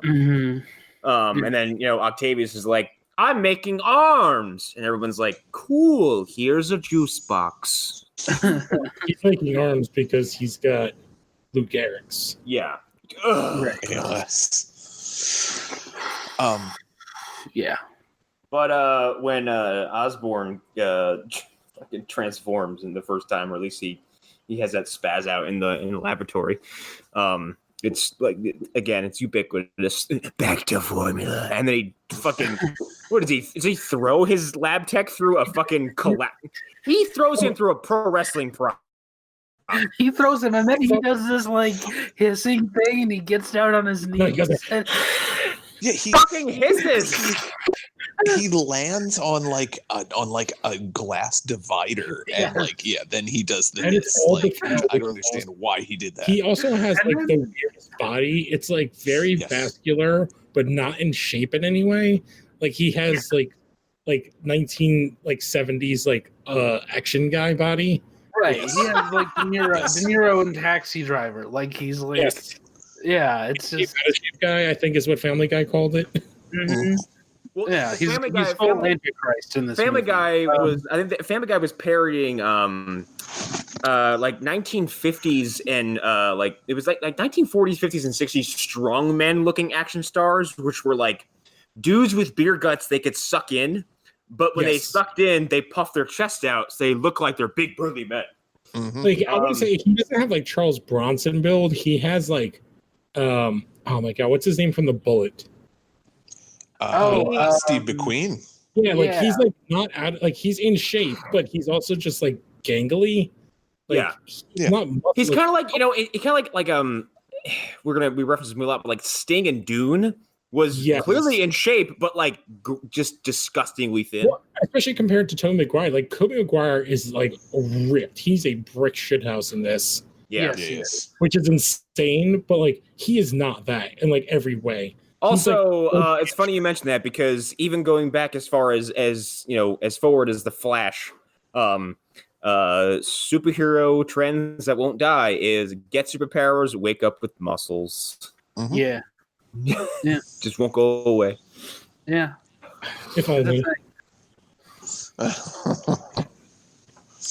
I put my arms in spider nests all the time and nothing happens. Except for almost losing my arm from brown recluse bites. Yeah, but it was like, I'm going to have to amputate my arm next time. Can't afford it. The necrotic poison is eaten through 90% of my arm. I can't afford any more skin grafts. No. Yeah. So I guess you want to move on? Well, I don't know if there's anything else to say, or Arlen, did you I just wanted to say, I want to say that there's like it's not a wipe. There's a transition, and it's not film burning. I don't know how to describe it. It's after like a crossfade with some like sound effects of like crispiness. Yes, like it's very. That's the way to describe it. Like it looks like. I'm trying to think of a way to describe this. It looks like water evaporating. Like it's. What happened to the scene? It was very crispy. Well, it's like it's supposed to be like the smoke effect, but they add like crispy sound effects. Like I don't know why, but it's definitely the smoke. It's so fun to try to talk about what the fuck Sam Rami does as director because like half of it is just inexplicable. Mm-hmm.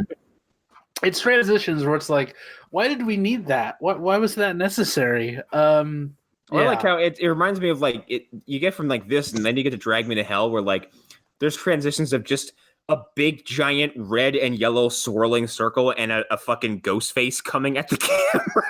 Like that's a film transition. Yeah. It's like the Batman transitions on drugs. So I guess we can talk about like the action sequences and some of the special effects because right. Some of them I think actually look pretty good and some of them have aged appallingly. Yeah. I mean we all know about the Spider-Man mannequin that the spider mannequin. Yeah, it's the Spider Quinn. Actually, before we get into, do we want to talk about the suit? We talked about the Goblin suit, but we have not talked about the Spider-Man suit. You know, I don't think this Spider-Man suit, like, it's weird. I don't think it's aged terribly. It's just, I feel like it's of the time, especially compared to the X-Men movie we just watched. It's so comic accurate compared to anything else. I think the problem was like it was so comic book accurate, and the one thing that I will give Amazing Spider-Man 2 is that suit is the most expressive comic book Spider-Man suit I have ever laid eyes on as far as like film goes. Like I've never even watched the movie. That suit is incredible looking. It looks like it's ripped from the fucking page. I do think part of it has to do with like Maguire is way more like built. He actually looks really big in the spider suit. He looks thick. As to say, one of my catchphrases is chunk. But and like Garfield looks way more like slimmed down as what he should be, and same with he looks lithe. Yes. Well, again, the mannequin, which is hilarious. That the scene came up and I just started like over laughing. It was so ridiculous. I don't even get like why. Like, why did they do that? Was schedule like sick that day? It's forget just the mannequin. Like the physics aren't working the right way. Like they're swinging one way, but Kirsten Dunst's hair is moving the opposite way it should be moving. Also, in that scene, he rescues her and then swings her like 25 blocks away. Like, where is he going? I don't know. Yeah, it looks like he kidnaps that woman. Yeah, it kind of does. Because that was when we were watching it. Like I was telling my wife, like, "Oh, here comes the scene," and then it's like, "Wait, is this the scene?" Because he almost touches the ground with her, and then he's like, "Nope, we're going this way now, lady. You don't even know me, but let's go." And, like, it's just like 5 minutes of just. And what's funny is like he essentially kidnaps a woman, and this crowd is like, "Yay, Spider-Man! Woo!" Yeah, this Wait, where is he taking that lady? We don't even know if it's human has just absconded with this red-haired woman. Why are we cheering? Hey, that Buckman took that ginger lady. He's gonna go fill her full of eggs. Yay! God damn it. It's also one of the scenes that was supposedly going to set up something else, because isn't that where like is it that scene that they're supposed to be celebrating Jameson's son or something? No, that's in the second. That's in Spider-Man 2? Okay. Yeah. They just reuse the exact same set pieces where they're on a balcony. Pretty much. I do want to know what World Unity Day is. I don't know. It's apparently a day where a bunch of people who are very slow-witted go out to, because that kid who's just standing there staring at that thing that's about to fall. It's also a day where a bunch of white people go out and dress as other ethnicities. Yes. Also, they go to a Macy Gray concert. I was going to say, like, does anything age this film more than Macy Gray? Ooh, no. Yeah. Hey, can I finally come out and say it on a podcast that a few people listen to? Hey, everybody. Macy Gray sucks. There we go. One song, and I'm waiting a long time to get that off my fucking chest. She had more movie cameos than she did have hits. Yeah. The first time I heard what the fuck was that first song she had, I was like, what is this creature singing into a microphone? I'm trying to I blow bubbles when you are not here. You sounded like someone else entirely. I made sure I had a lot of spit in the back of my throat, so it was very gargly. But to go back to the original idea of talking about special effects and the fights and whatnot, I think the first time that I was actually kind of impressed with special effect use was when Peter was in the high school and his spider senses first kick off. Like how it slows everything down. Which he kind of gets he gets to see the spider time. Yeah, it's pretty much right. Yeah, because like it slows down. You see like the paper airplane. It then jumps over to the fly moving slowly. Like it for the time. I mean, it was a pretty great special effect. There is some CGI work from as far as like almost 30 years ago that still looks just perfect. And it's stuff like T-1000 or stuff like this where you're getting a close up of something. All of Jurassic Park. Oh my God, Jurassic Park looks so good. Yeah, it's like what, 96 or something? 93. Oh my God. How? He sounds it sounds like a horny cat. Yeah. That's him. His name is Horny Cat. That's what his name translates to in some language. Goldblum translates to Horny Cat. What was I gonna say? Okay, so there's a lot in this movie that is very. I mean, every movie from this period is kind of riffing on the Matrix with its effects, like Matrix did bullet time, and everybody copied it. And I think there are moments in this movie where they use that well, like we said with the paper airplane. But then there's stuff like the firefight. That's the only way I can describe it. The fight in the burning building. Yeah, where it's like, okay, you're just doing the Neo bullet thing, but with those. Yeah. Yep. The goblin things. Can we talk about the fact that the Green Goblin, in order to trap Spider-Man, dressed himself up as a woman in distress while wearing a helmet? He just put a towel over his head. But it's so perfect. It's so perfect, though. I love it so much. I think the bigger concern is that he burned down a building full of people to attack Spider-Man. He has a recording of a woman screaming that he's playing on some sort of audio thing. Like, was he sitting there underneath that disguise, like sweating his ass off? Like, where is he? Where's Spider-Man? Oh, and I actually love the conversation with the cop where he's like, "Oh, we're gonna he saves the woman. She's like, he gives the baby to the woman, and she's like, "Oh, thank you so much. I love you, Spider-Man." And the cop's like, "We're under arrest," and they hear the scream. And he's like, "I'm going," and they're like, "We'll be here when you get back. I ain't coming back." It's like, it's so dumb. Like with the cops, it's like, I guess this is their way of doing the whole NYPD against Spider-Man, but it's so goofy. Yeah. And it just reminds me of the testimonials that they do at the one point.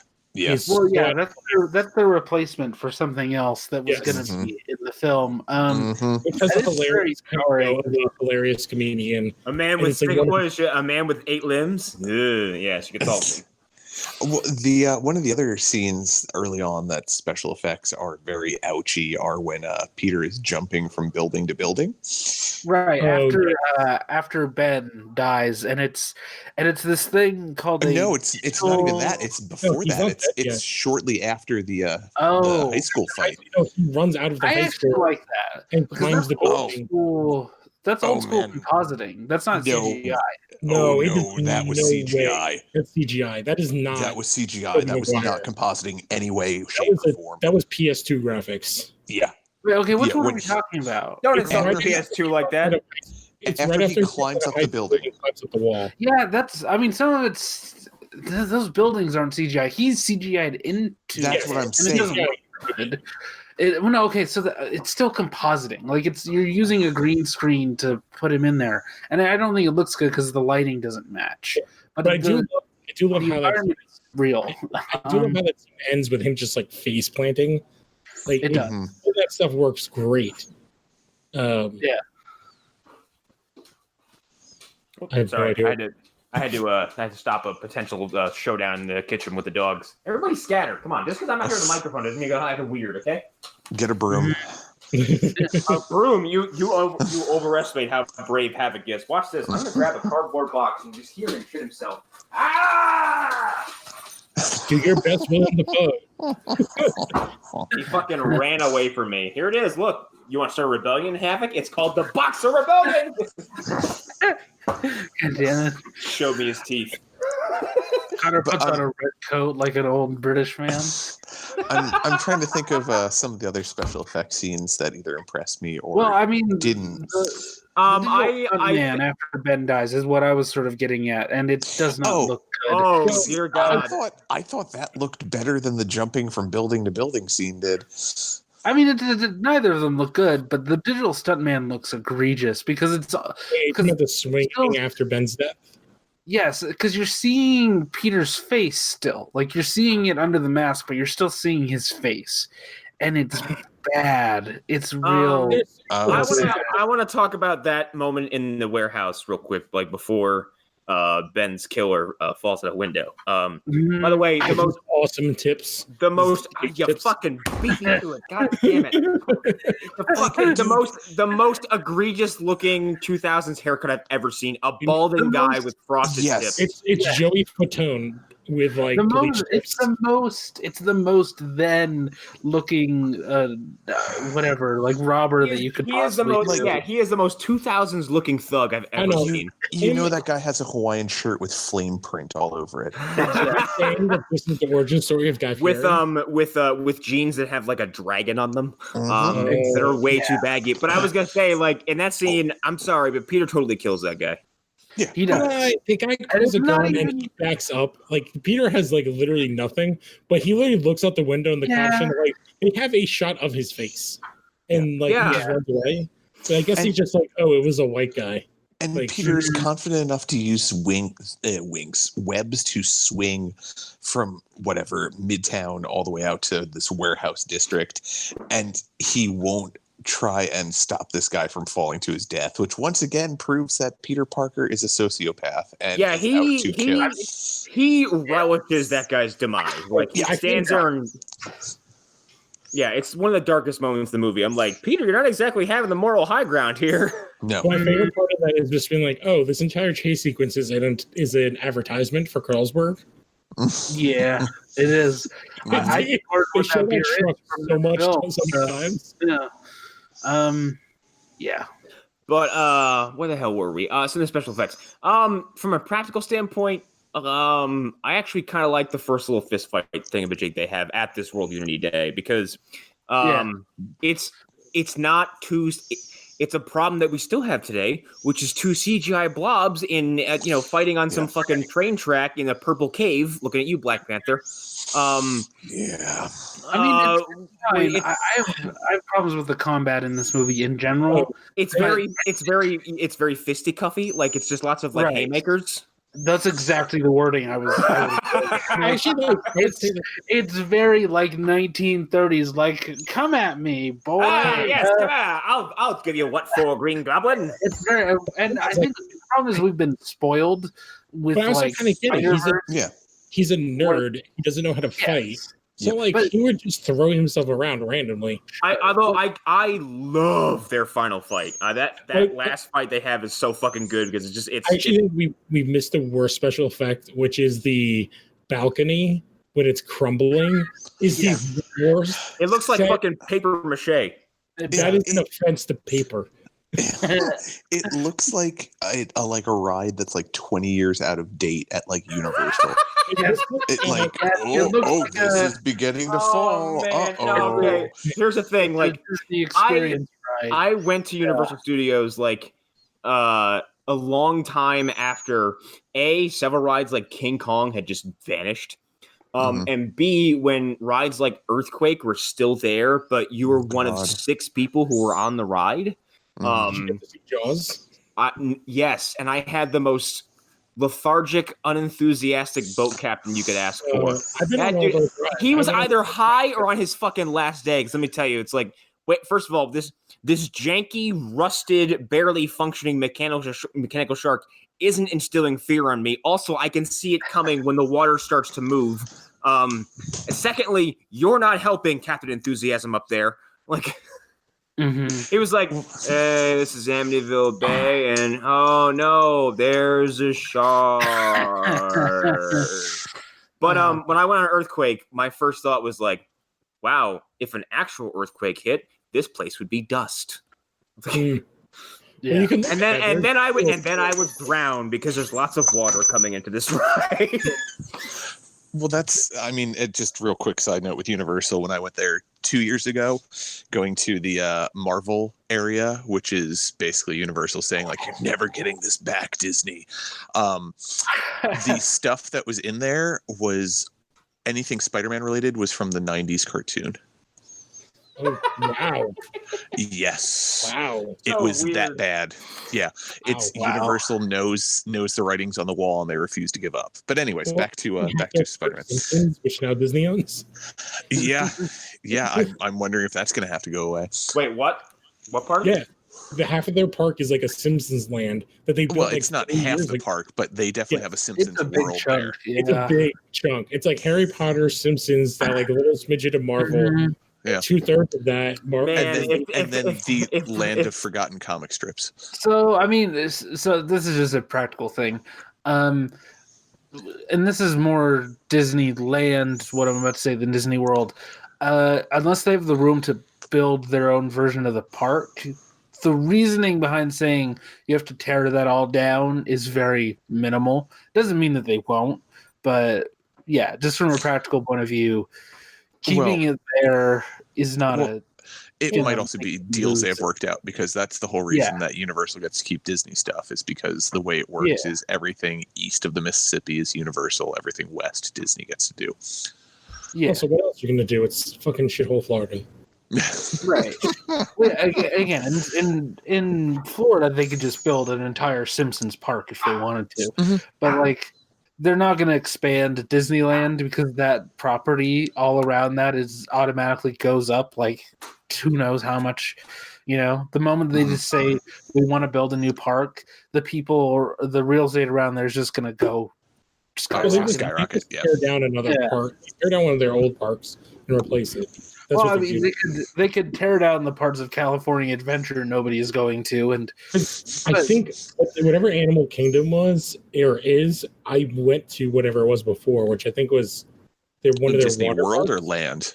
Yeah, I'm just talking about World. land. It was World. It was a water, like an It was aquarium. Blizzard something. Oh, because wait, you're talking about a water park in Florida? Sorry, I had to get the dog again. Blizzard Beach in Florida. Blizzard Beach, I believe, which I went to when it first opened and destroyed my back in the wave pool when I was like 12 because I was sitting at the end. I will say, as someone who didn't cripple themselves in that park, that I was there for an entire day and loved every fucking minute of it. And if I could go back there tomorrow, I would. It was awesome. I'm pretty sure it has a lazy river that you will forget what day it is. Okay, it's that fucking long. Like you're on there, you're like, have I been out here for a week? Like, I think that's what they turned Animal Kingdom into, though. No, because they used to. God, how we've devolved this far.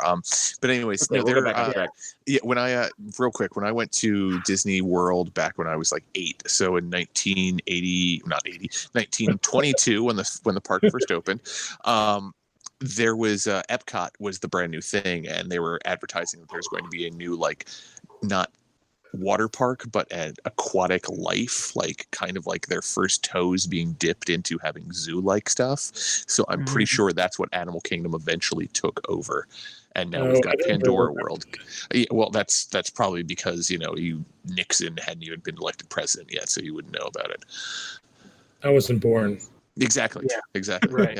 Yeah, because I'm old. I'm like Uncle Ben. I have no blood in my veins. It's just dust. It's just Anyways, dust. I'm still angry that the Twilight Zone Tower of Terror doesn't exist anymore. And it does at Disney World. It does at Disney World on the other side of the country from me, rather than. Well, motherfucker, this is where I live, so you deal with what you got to. I rode that ride by myself when I was 8 years old because my mom and aunt, no one else with me, would go on it. And I sat there as an 8-year-old by myself, surrounded by adults. Right. Yeah. With Rod Sterling coming up to you in digital or whatever, like. Okay. Where were we? I don't know. We talked about special effects, which I think I don't know what else to talk about. Arlen had wanted to bring up some of the production stuff about the movie, unless there were some other things specifically about what we enjoyed or disliked about the movie that we wanted to bring up.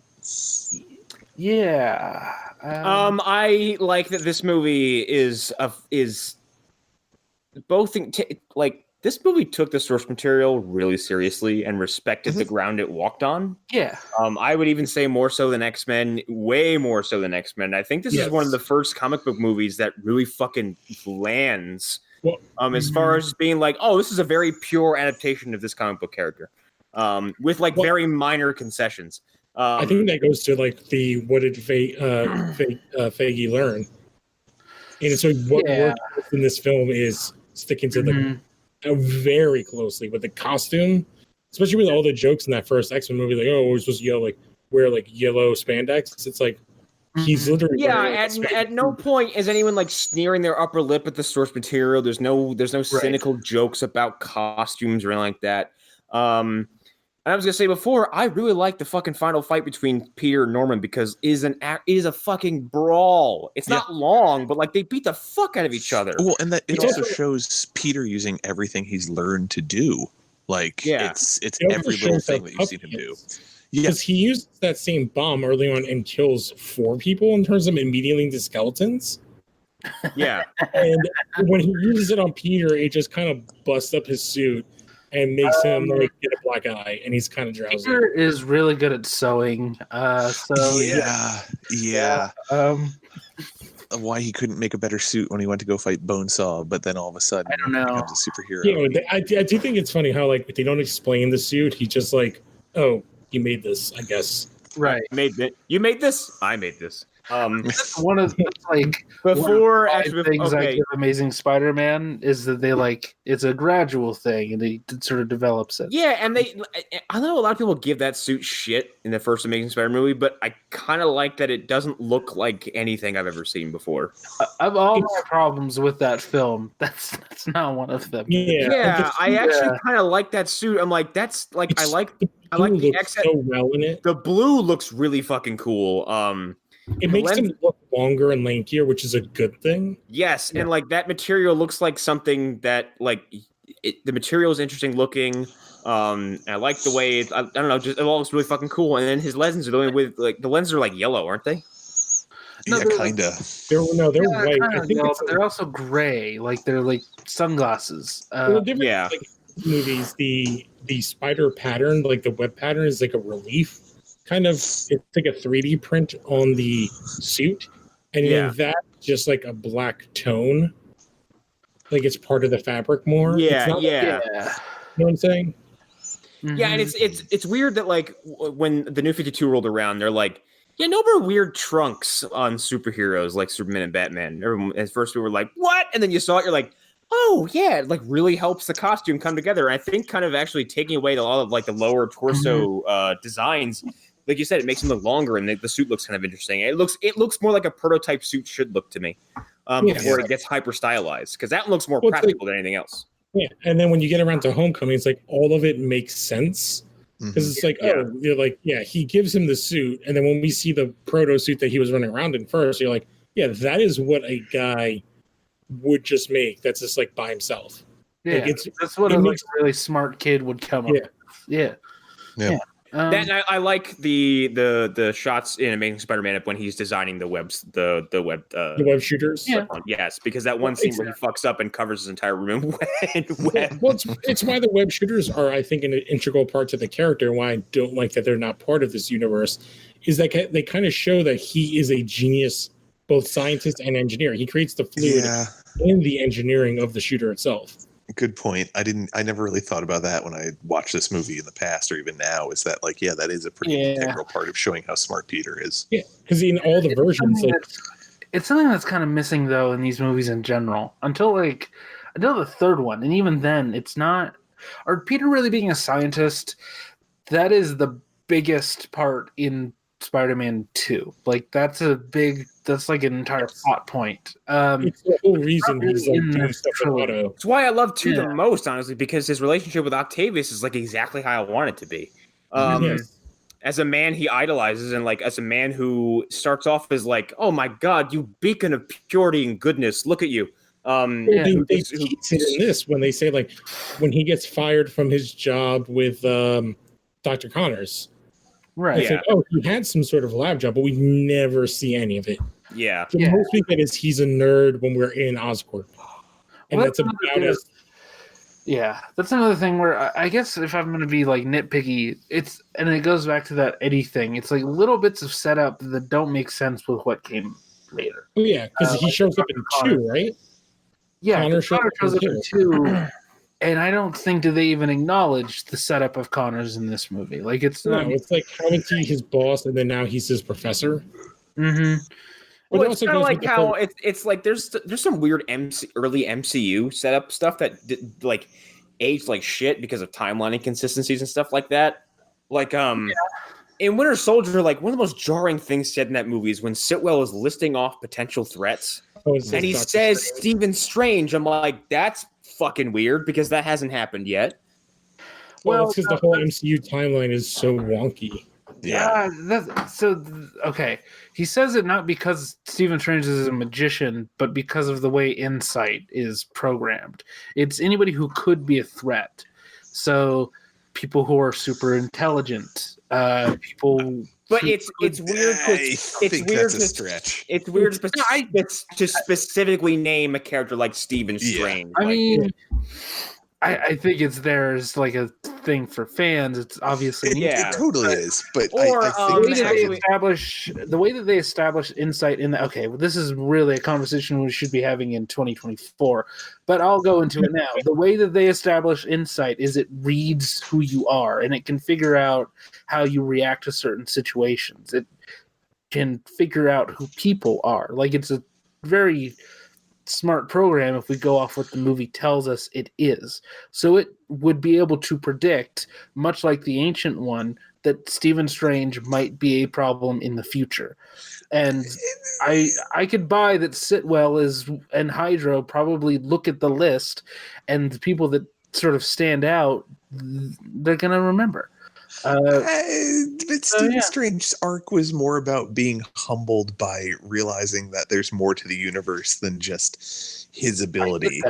Like, and he was an arrogant SOB, and I don't see how a computer program would be like, well, if this one thing changes in his life, he got magical powers. I don't think he was predicting magical powers. I'm not saying that. I'm saying though that, like, even a computer program being able to predict, like, well, if he has some adversity that makes him see that there's more to his life than just his abilities, he could be a danger to us. Like, that is such a minute level of computing. That's not insight. That's that's telekinesis. Yeah. That's fucking having psychic powers. I mean, yeah. That's what the movie tells us. It's really like, are you willing to go with what the movie is telling you? That's even a stretch. I'll go with one that was bad enough that had to be retconned, which is Erik. Actually, went around for this one. In Flash season 1, Harrison Wells lists off a bunch of people who were killed by the particle accelerator, kind of in a weird way to either set up their existence in that universe or to either drop Easter eggs. Either way, it doesn't matter. One of them was Ralph, and he's very much alive. Well, yeah, they finally had to come out and say, like, with the season 5 finale of Flash, Harrison Wells, Eobard looks at Ralph and goes like, he's like, he's like, Ralph Dibny, you're supposed to be dead. Yeah. Flashpoint fixed all that. Yeah, that's their get out of jail free card is Flashpoint. Mm-hmm. But anyway, if I had to really nitpick this movie, it's something I actually kind of like about it, which is the fact that it's so fucking funny. God, it's funny. Yeah. It's so funny. It sucks the seriousness of some things at times. It's funny, yeah. It's that campiness that, like, is so good in scenes. I mean, But at the same time, it's like if this were like if I had virginized this movie, even as a 32-year-old, say I've never seen this movie before, and the sequence where Goblin is like holding the fucking the cart full of children. And Mary Jane, I'd laugh my tits off. Like, that entire sequence is so fucking funny. He's like, what will you do, hero? Let die the what is it like? Was it? Let die the one you love, or suffer the little children? Let die the woman you love. Like, some of his line deliveries, like, I surrender. And like the way that he says that, and then he like punches a cop right in the stomach. He puts his hands up and he's like, I surrender, and then starts throwing haymakers. It's so good. That's why I think the biggest nitpicky thing of this movie is that, like, the scenes that aren't specifically like the A plot driven are just so exhausting at times. Anything with Harry and Mary Jane, I'm just like, can we get done with this? Can we get done with this? Okay. My father's a great man. You don't know what you're talking about. Shut up. Like, thanks for defending me. Any of the love triangle garbage between Harry, Mary Jane, and Peter can be jettisoned from this trilogy into a black hole. Like, I hate it all. You mean that feels like corporate mandate. It's not developed, and then when it does finally develop, it's not development. It's a fucking light speed jump into awkwardness when fucking Mary Jane and Harry kiss in his apartment. I'm like, okay, now I hate you both. Like, what about the scene at the parade where it's like, oh, Peter looks up, and you're like, well, he has a telescopic lens, so you can see them on a balcony, and Harry's like looks over and sees like 8 stories down. Oh shit, that's Peter. Well, that adds to my much earlier point about Peter, where it's like, what are you doing? Why are you staring up at your friends? Why do you call them? Like, hey guys, can I come up? He's taking photos for the newspaper, and he's just like, wait, oh look, it's Harry, and it's like, holy Mom shit! I can play on the balcony too. But Mary Jane in a Chinese Chun-Li outfit. Why is she dressed that way? I don't know, because it's World Celebration Day or whatever. And it's 2002, so it's okay. I'm gonna go find a local festival that's the same way and go there dressed as a geisha and see how everybody feels. Yeah. Well, geisha were Japanese, not Chinese. So. I know the point still stands. But yeah, I mean, I think we're all touching on one thing, which is the tone of this movie. And I think it's the tone is flippity floppity, and like by the time he gets to 2, it's perfect, and then when he gets to 3, it's all fucked up again. It's 3 is just like when we get to it, it's just like Sony getting all up in Raimi's shit. Yeah, and like I'm gonna say it now, I don't think there's a sequence as beautifully done in any of these movies that is as good as the Sandman's origin. I thought you were going to say them swinging in the spiderweb hammock in the park. No, I kind of hate all that shit. Well, I think what this is that part 1 is Sony didn't have as heavy a hand, but they still had their presence known, but letting Raimi kind of be Raimi. And then part 2 is like, all right, well, we did pretty well with part 1, so do what you want. We're gonna pull back a little bit. And then part 3 was like, oh no, we have some mandates because we think we know how to make money now. Yes. And it just so I think that's the weird tonal inconsistencies is that you got bits of Raimi coming out, but because they were pressed through the fist of Sony, they felt a little off. Like the hokey aspects to his directing definitely felt a little bit more filtered out because you didn't have all of his context. You just had like, all right, well, here's his very like 50s cartoon style or his over the top like dialogue a lot of times. Yeah, and like I feel like you get a lot of that in Oz the Great and Powerful, which is why it just feels as sterile as it does. But but now I think is a great time to talk about the development of this movie. Now that we're kind of hitting the we're close to 2 hours. So like there were so many parties that took a stab at this movie. One of them was Canon Films. For years. The amazing people who gave us Superman 3, Superman 4.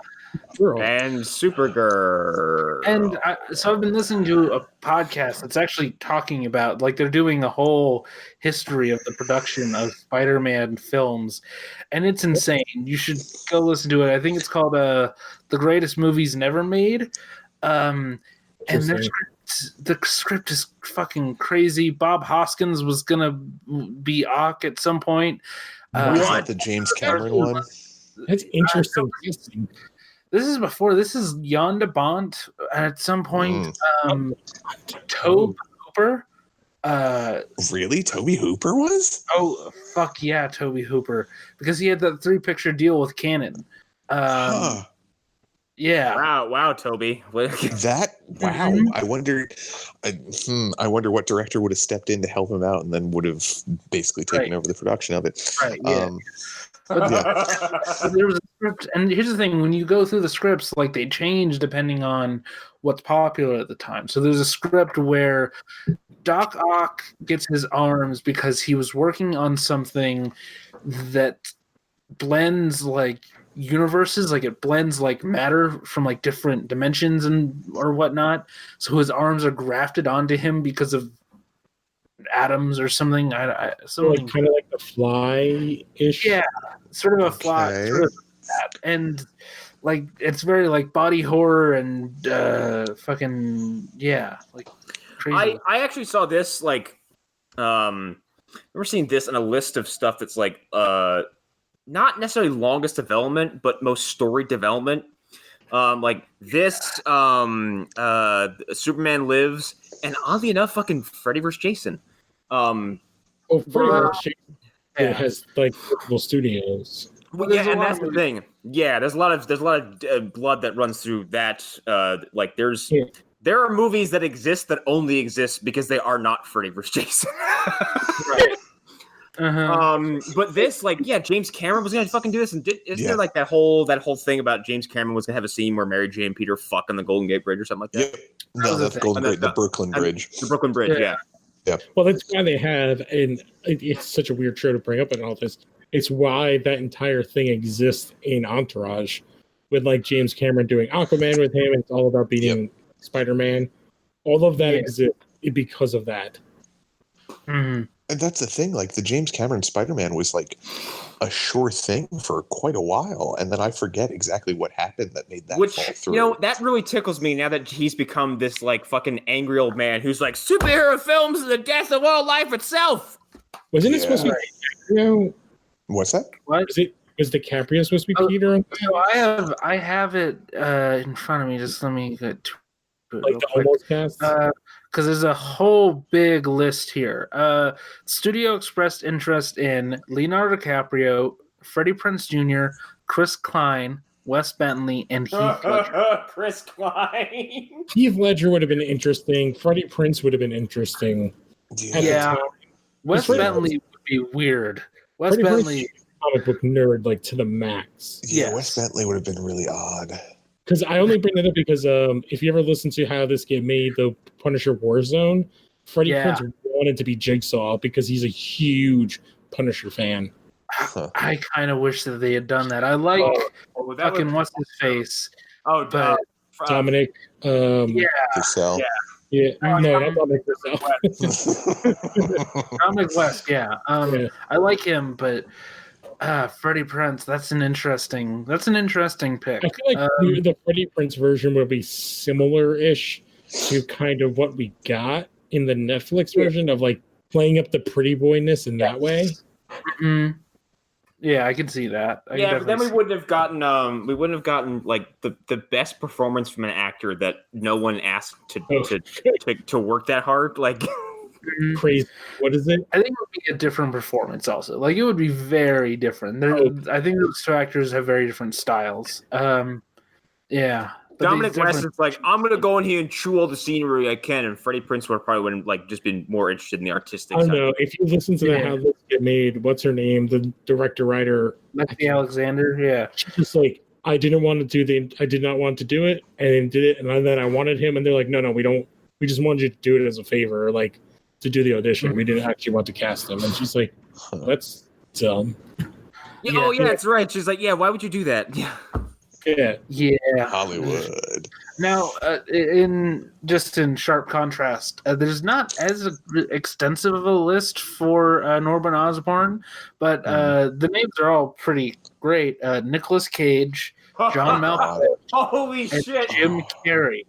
Oh no! I don't think Jim Carrey. I get that why they bring him in because of the Riddler and all that stuff, but I don't think he would have worked.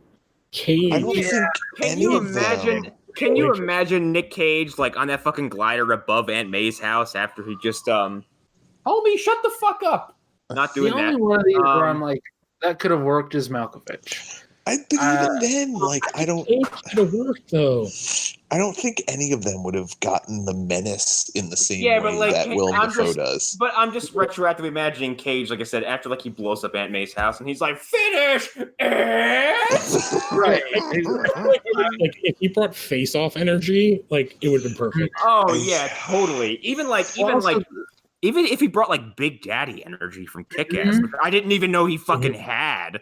Again, another gigantic very famous comic book nerd who was going to be Superman, like and all that stuff. It's like I think he would have brought it hard. Well, and thinking about, I think Sam Raimi probably could have used his craziness in a good way.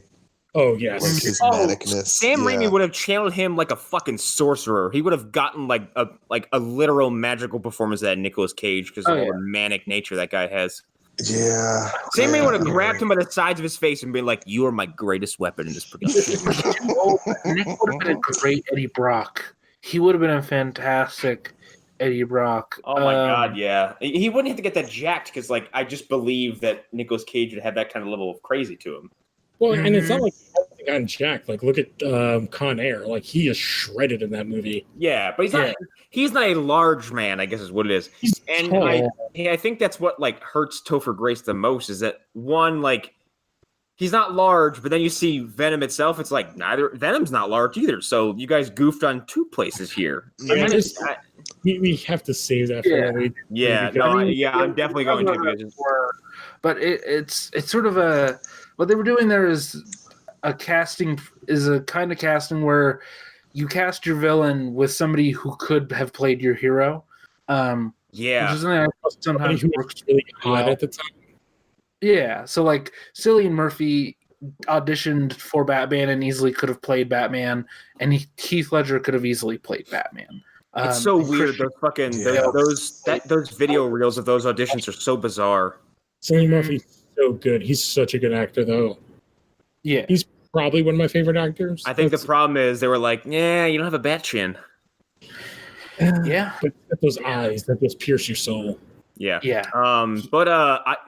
Malkovich as I would like Malkovich as Vulture better. Yes. Yeah, I would say one of these three. If it was like one of these three, and it had to be one of these three, I would go Malkovich over Cage and Carey.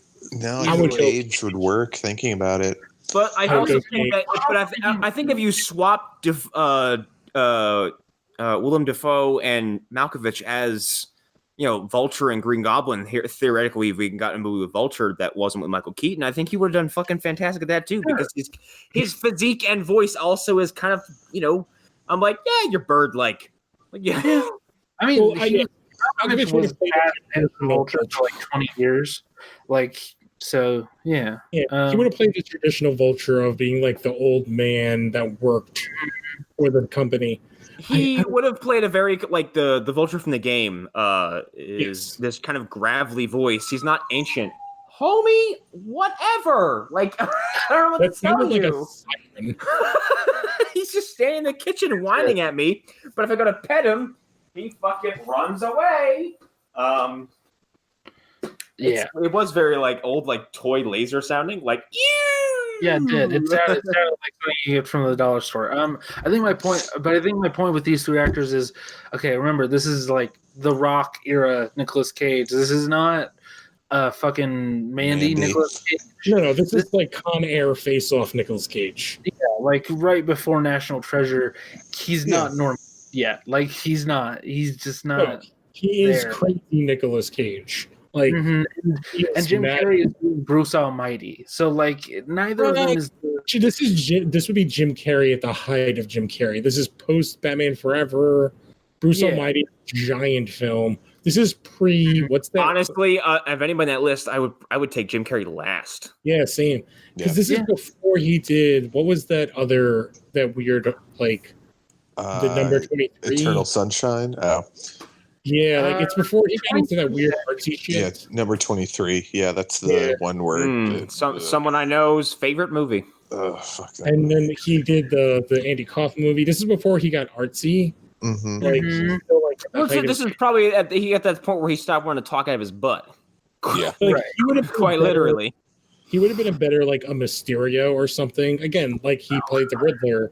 He would have been a better like comedy. Like, I don't think you can play Goblin or Vulture for comedy. Like, they're like the way Dafoe does it. Yeah, and Dafoe. The thing is, Dafoe's performance is so crazy that it loops back around to being amusing. It is not a comedic performance. It is a terrorizing performance that is so scary that you just can't help but go, "What the fuck is that?" Yes. Yeah. Carrey would be a good Hobgoblin if they ever did Hobgoblin, which I never think they would do. But well, hang on, what the fuck is Hobgoblin's name in the comics? Like, who is the dude behind the mask? I don't know. Dude. He's a guy. literally Carnage, though. Like he's literally the same basic idea as Carnage. He's not a serial killer. He's like a thief, and he steals the costume. But there's been like various versions where like he's a good guy, and then there's like somebody where he's morally ambiguous, where he does good and bad, and there's the psychopathic like homicidal one, and he was basically we killed Norman. Well, we want to have a goblin. Well, let's just paint him kind of orangey instead of green. Right. Yeah, and then there's Jack-o'-lantern, isn't it? Or isn't there a guy who's Jack-o'-lantern I think is a Daredevil villain. Jack-o'-lantern's but he's the same guy. Here's the thing. I got in the same conversation with Hunter because he was like, he's a Daredevil villain. I'm like, Hunter, there's a very distinct glider pumpkin problem in the Marvel universe. Okay, yes, because you have Green Goblin, Green Goblin 2, Hobgoblin, Demo Goblin, and Jack-o'-lantern. Okay, it's the great same shit. Proto Goblin. There's also and like Carrion is kind of a guy. Like Carrion is dressed like a fucking goblin character. Yeah. Yes. No, Jack-o'-lantern. The best part about Jack-o'-lantern is that in Civil War, Punisher shot him in the fucking face. Yes. Yes, he did. And then he came back in an awesome Ghost Rider story. Great. Perfect. Great. I'm in. But I think we can head towards the finish line here and talk about. Go ahead. Oh no, I was just going to say if anybody wanted to share any of their notes that we didn't get to real quick, just non sequiturs and whatnot. The only thing I wanted to bring up is like, do we want to talk about the attempt at doing a crossover that they tried that did not happen? What? Oh, that huge thing. Because it's in the IMDb stuff that Hugh Jackman went to New York to film stuff, and that they just could not get the costume, and that's the only reason. Whoa! What? Yeah. Wait. I thought that Sony was involved. I didn't know Sony was involved with it. I thought that was just Fox. It said Hugh Jackman revealed. This is the number one thing in the trivia on IMDb.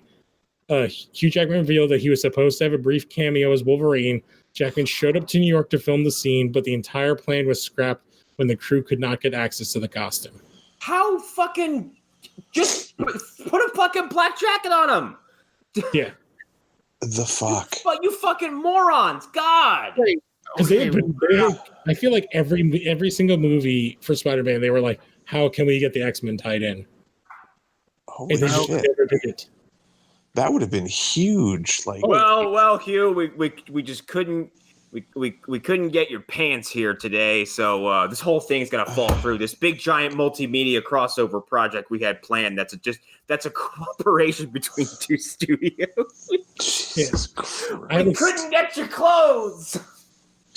Yeah, I have a couple of the trivia things that are interesting. Fucking Hollywood, you fucking uptight, stupid motherfucker. Some of it confirmed stuff that I don't know if I actually said on air, but like 9/11 definitely affected this movie. We talked about it earlier before we started recording. Yeah, because they had to pull every single poster at some point, and there's the whole scene that they pulled that's fairly interesting, like in a cool scene. Mm-hmm. I mean, like you said, Arlen, I think you said it on the money. Like the New Yorkers coming together at the end is very reactionary. Mm-hmm. It feels like it, and that whole testimonial thing. It also feels like a way to fill in time that they needed to get rid of scenes for. Yeah. Well, what's funny is that while that may have been a change, it is a through line you see through the rest of the movies. Because in Spider-Man 2, you get the train sequence where he's unmasked after he stops the train. Everyone just kind of helps him up. Yeah. And no one reveals his identity. Although they don't know who he is, and it's New York fucking City. It's Manhattan. Yeah, but it's white guy with brown hair. But if someone bumps him in the street, it's like, hey, you're Spider-Man. That never it's never revealed that happens. But it's just fortunate the guy from the Dark Knight wasn't on that fucking train because he was like, well, I'm gonna throw him out the window. And to go back to you saying if one of those people bumped into him on the street and was like, hey, yes, Spider-Man, all Peter would have to do is yeah, didn't I see you masturbating on a street corner the other day? Don't listen to this guy. He's gonna beg you. I do whatever I want, okay? I was thinking about your friend. Well, it's also New York City. He would just be he would just not even look at him and keep walking. Or he'd just say, hey, go fuck yourself and keep moving. Right. Yeah. Which is one thing, you just reminded me with your accent. It's Howland actually does an accent. And I think he's the only one that's actually even attempted to do one. Garfield did. He did a little bit from what I remember. But Garfield's accent was more like this. He was almost like a Jewish guy. It came in and out, and it was like it was very inconsistent. So it's like, hey, Gwen, I kind of like you.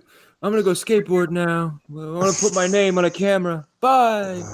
yeah, Property of Peter Parker. God fucking damn it, Poor Peter Parker. What else did you want to share trivia wise? Either you, Harlan, or Lou? I have it. So this is the first one to gross $100 million its opening weekend. Fuck yeah! Wow. Yeah. One of the things in that he's drawing is the Ray. Is one of his drawings is like a really F-list Marvel character. Yeah, you're right. I didn't even think about that because I specifically was looking at the drawings. I was like, ooh, I want to see if they do like some weird like. I was like, I wonder if they went back and looked at like some of Kirby's stuff to like see because he initially created did the designs. I'm like, oh, that's apparently the only one that they kind of threw in there. Huh. Anything else?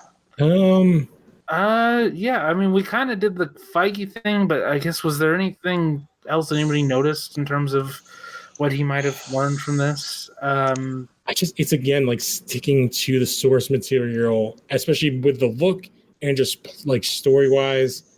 It just was like, oh, that's why this film did so well. See, I don't know. I feel like since this was such an early, like, huge success, it's hard to tell what he might have learned from it until like a couple films later.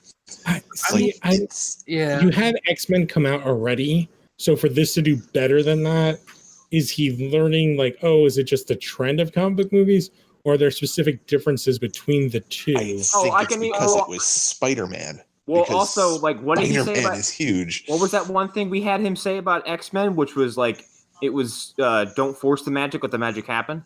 Yeah, you kind of have to let it. You have to kind of let it develop on its own. Yeah, and like this movie is lightning in a bottle. Like it's everything is weird, but everything fucking works. Yeah, but for the most part, the casting, it's like, what is this? What makes this movie better than like some of the other ones? The villain is so good and so charismatic. Right. And I think that's something that he learns to do in the other films. Honestly, and here's the funny thing about that is that not to go on a big tangent here, but like the fact that this villain is so good and the fact that the MCU rolls along later on and has a wave of villains you could not give a fuck about. Right. It's weird that years prior we had good villains who had great outings with great performances right out the gate. And then, like, you fast forward and you get fucking Yellow Jacket. Yeah. I mean, who's like, I'm Yellow Ant-Man. I'm going to do the same thing you do. Mm-hmm. Well, I mean, Marvel's focus has always been on the heroes. So that's just a side effect. But but they learn. But even then they learn because, like, you get, as soon as I feel like, which is funny because, like, Ant-Man came after Winter Soldier, but you get stuff like the Winter Soldier before he gets redeemed, where it's like, wow, that's a fucking scary ass villain.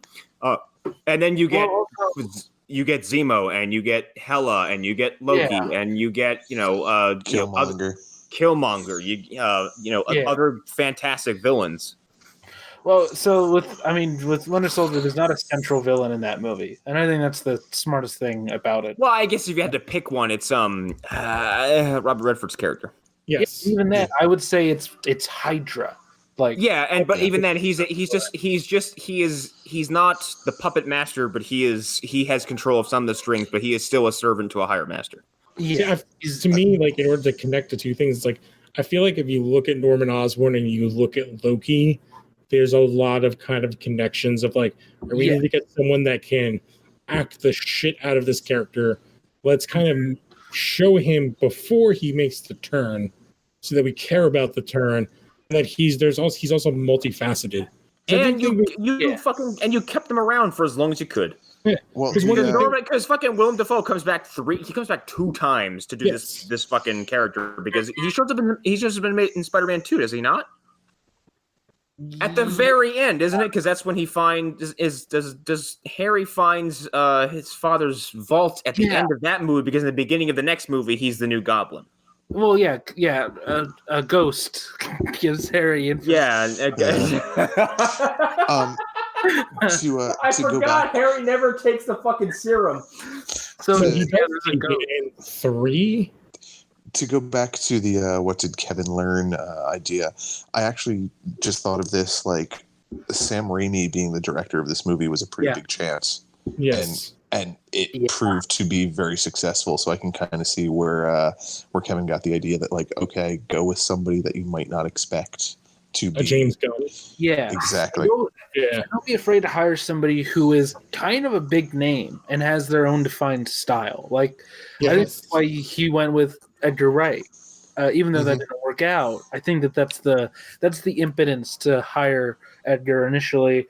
That's the impotence to hire many of the other people who come in with established styles like Shane Black. I think that's sort of the idea behind that. And although a lot of times when those directors do come in and they do successfully make their movie, a lot of what they do does tend to get swept away. But they never like disown those movies. Like Kevin will never tell you not to watch Iron Man 3. It's just most of the important stuff does not feel like a Shane Black movie. Yeah. Other than taking place during Christmas. Yeah, there are parts of Iron Man 3 that feels really Shane Black. But it's very small parts in my mind. Like, it's when he's not in the suit and he's like walking through the compound. Yeah. But I mean, Kiss Kiss Bang Bang came out like shortly before Iron Man 3 did, and that is pure distilled Shane Black. It is. So good movie. Yeah. I mean, compared to other Marvel movies, though, like the fact that the villain's like, I don't even like these people; they're weird. Like that's a Shane Blackism. So Going back to stuff with X-Men, I also say like higher talent, because I do think Dafoe is like higher talent in this movie. Yes, he totally was. And, like J.K. Simmons is a kind of a nobody at this point. He's done what? Law and Order, and I didn't even know he did that. He's in everybody's favorite show about neo-Nazis in a prison. Yeah, he was I couldn't remember the name. Oz. Yeah, he's in Oz, and basically everybody from Oz then did Law and Order. So he plays the psychiatrist in Law and Order, and like that's all he did until this point. Yeah. I don't know. Anything else you want to talk about that Kevin might have learned, or can I share a few of the notes that I didn't get to bring up? Yeah, let's do that. All right. So one, and I'm just going through picking randomly. Norman is a multimillionaire, billionaire maybe, and he drinks Maker's Mark. Which no. If you have billions of dollars, you're not going to drink Maker's Mark whiskey. Peter doesn't even affect another voice while he's in the suit, which means that MJ is functionally retarded. Oh, we mean when he says Mary Jane 55,000 times? I think she's just pretending that she doesn't know that it's him. When he says the exact same thing to her in the suit before the kiss that he said to her out of the suit while he was talking to her. Or when he calls her name and she's like, "How do you know my name, Spider-Man?" Yeah, like she never says that. I mean, at the end she figures it out, I think, but yeah, no, she doesn't figure it out. She doesn't. I think she does. I feel like that's a whole part of 2. Yeah, that's a big part of 2. She does say, "I always knew." So yeah, she's saying that I always knew you loved me. Is what she. I just want to say he did Spider-Man before he did Oz. That's insane. Oh wow! That's how early this is in his like kind of career. He had done Law and Order, and then he did The Mexican, The Gift. Whoa! Huh. He's a Gift. Yeah, he's a sheriff. Okay, I don't remember that. I haven't seen I'm that like movie looking forever. through. He was in one episode of Spin City in '97. Oh my god! Okay, well, we're not going to go down his entire IMDb. Yeah, I'm saying like this is the like legit kind of first big thing. He just basically did Law and Order before this. It's weird that this movie made a career. Like, an Oscar career. Yeah, he went from the I can't remember the name of the actor, but yeah, he went from the supporting role to like bigger character role. So well, is this an Oz? Oz, as much as you joke, was a huge goddamn show. It was. Oz was quite good, except for the fact that it didn't get an ending. Yeah. The last two things. Oscorp Industries. This was basically their mantra after you find out what Norman says to Harry when he's like, use her up and blah, blah, blah. Just fuck bitches, get money. What else? Oh, and Goblin would have been shot down by the National Guard, if not the military itself, flying around a bridge unannounced or approved in 2003 in New York City. Well, what about 2002? Dude, F-22s would have come in, or I don't even think about that. Like, an unidentified flying object flying low in New York would have been fucking pulverized. I would actually say my argument is that he's so small, being a single man thing. I don't know if actually, up on radar. He wouldn't show up on radar. Because he shows up, I would say, like at the Air Force, the base with the testing with, I don't know what the shit exosuit that was. Like garbage robot. It looked like something out of Sequest DSV. Wow, what a fucking cut that was. Mm-hmm, yeah. I don't know though, because like he's got all types of technology in his suit, and then he's got the glider, and then he's got a bunch of explosives on him. Like, you would think they would have some sort of ability to check this out, because New York City shortly after 9/11 was a kind of scary place with how locked down it's also they were. Experimental, like military technology. Yeah, I don't know. I like the idea of like an F-22 launching a Hellfire at him as he's laughing maniacally trying to fly in. Let die the woman you love, or He's so small though. Like, he could easily dodge it. Like, that's true. It's kind of like really early drone technology.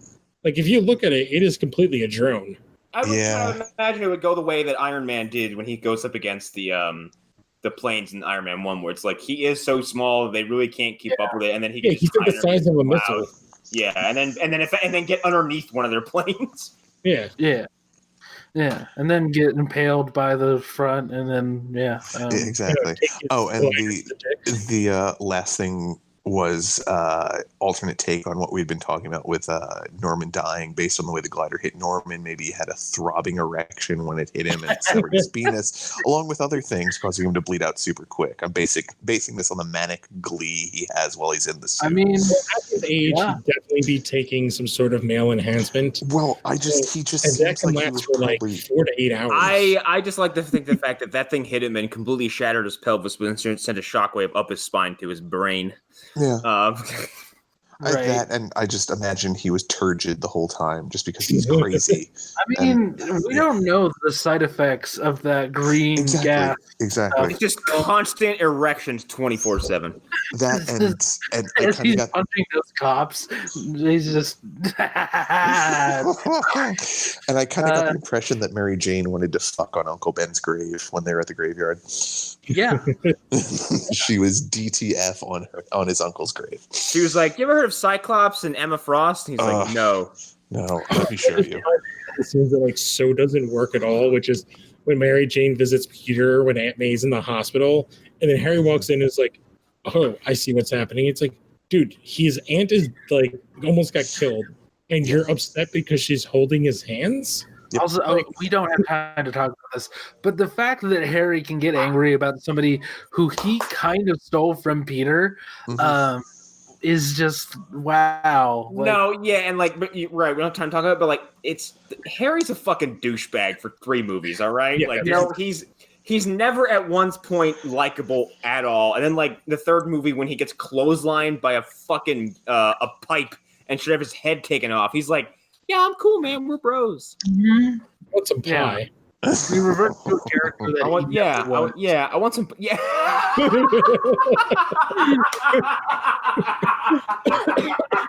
He got a complete cognitive reboot.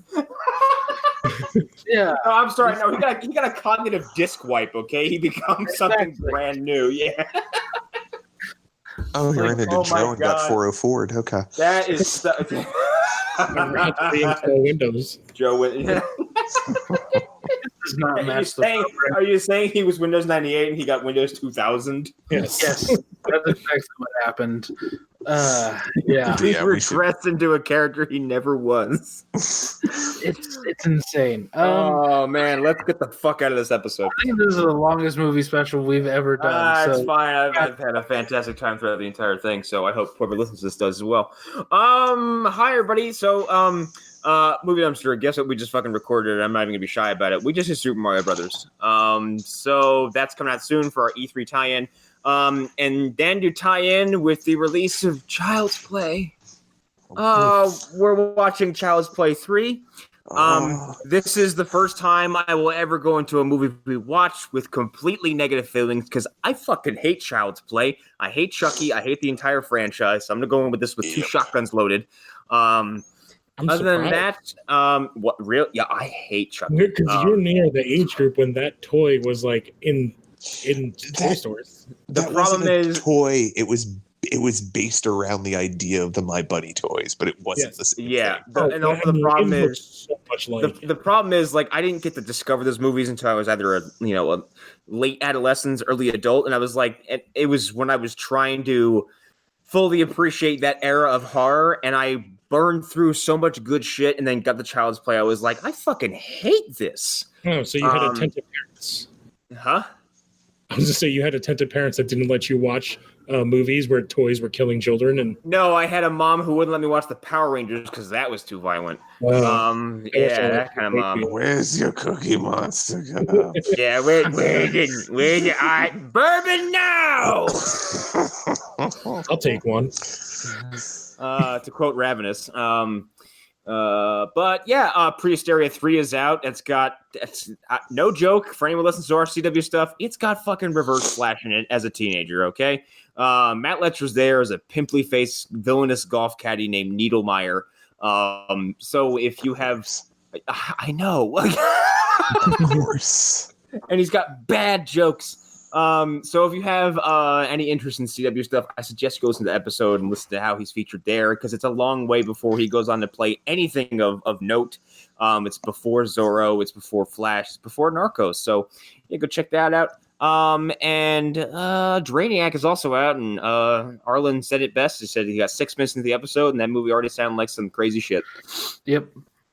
Sounds fucking insane. Yeah, and then we've got I have a pick coming out, but I'm kind of gonna save that for when it comes out because it's a movie I kind of want everyone to kind of really sink their teeth into when the episode comes out. So I'll talk about that later on if we do that movie. I hope we do.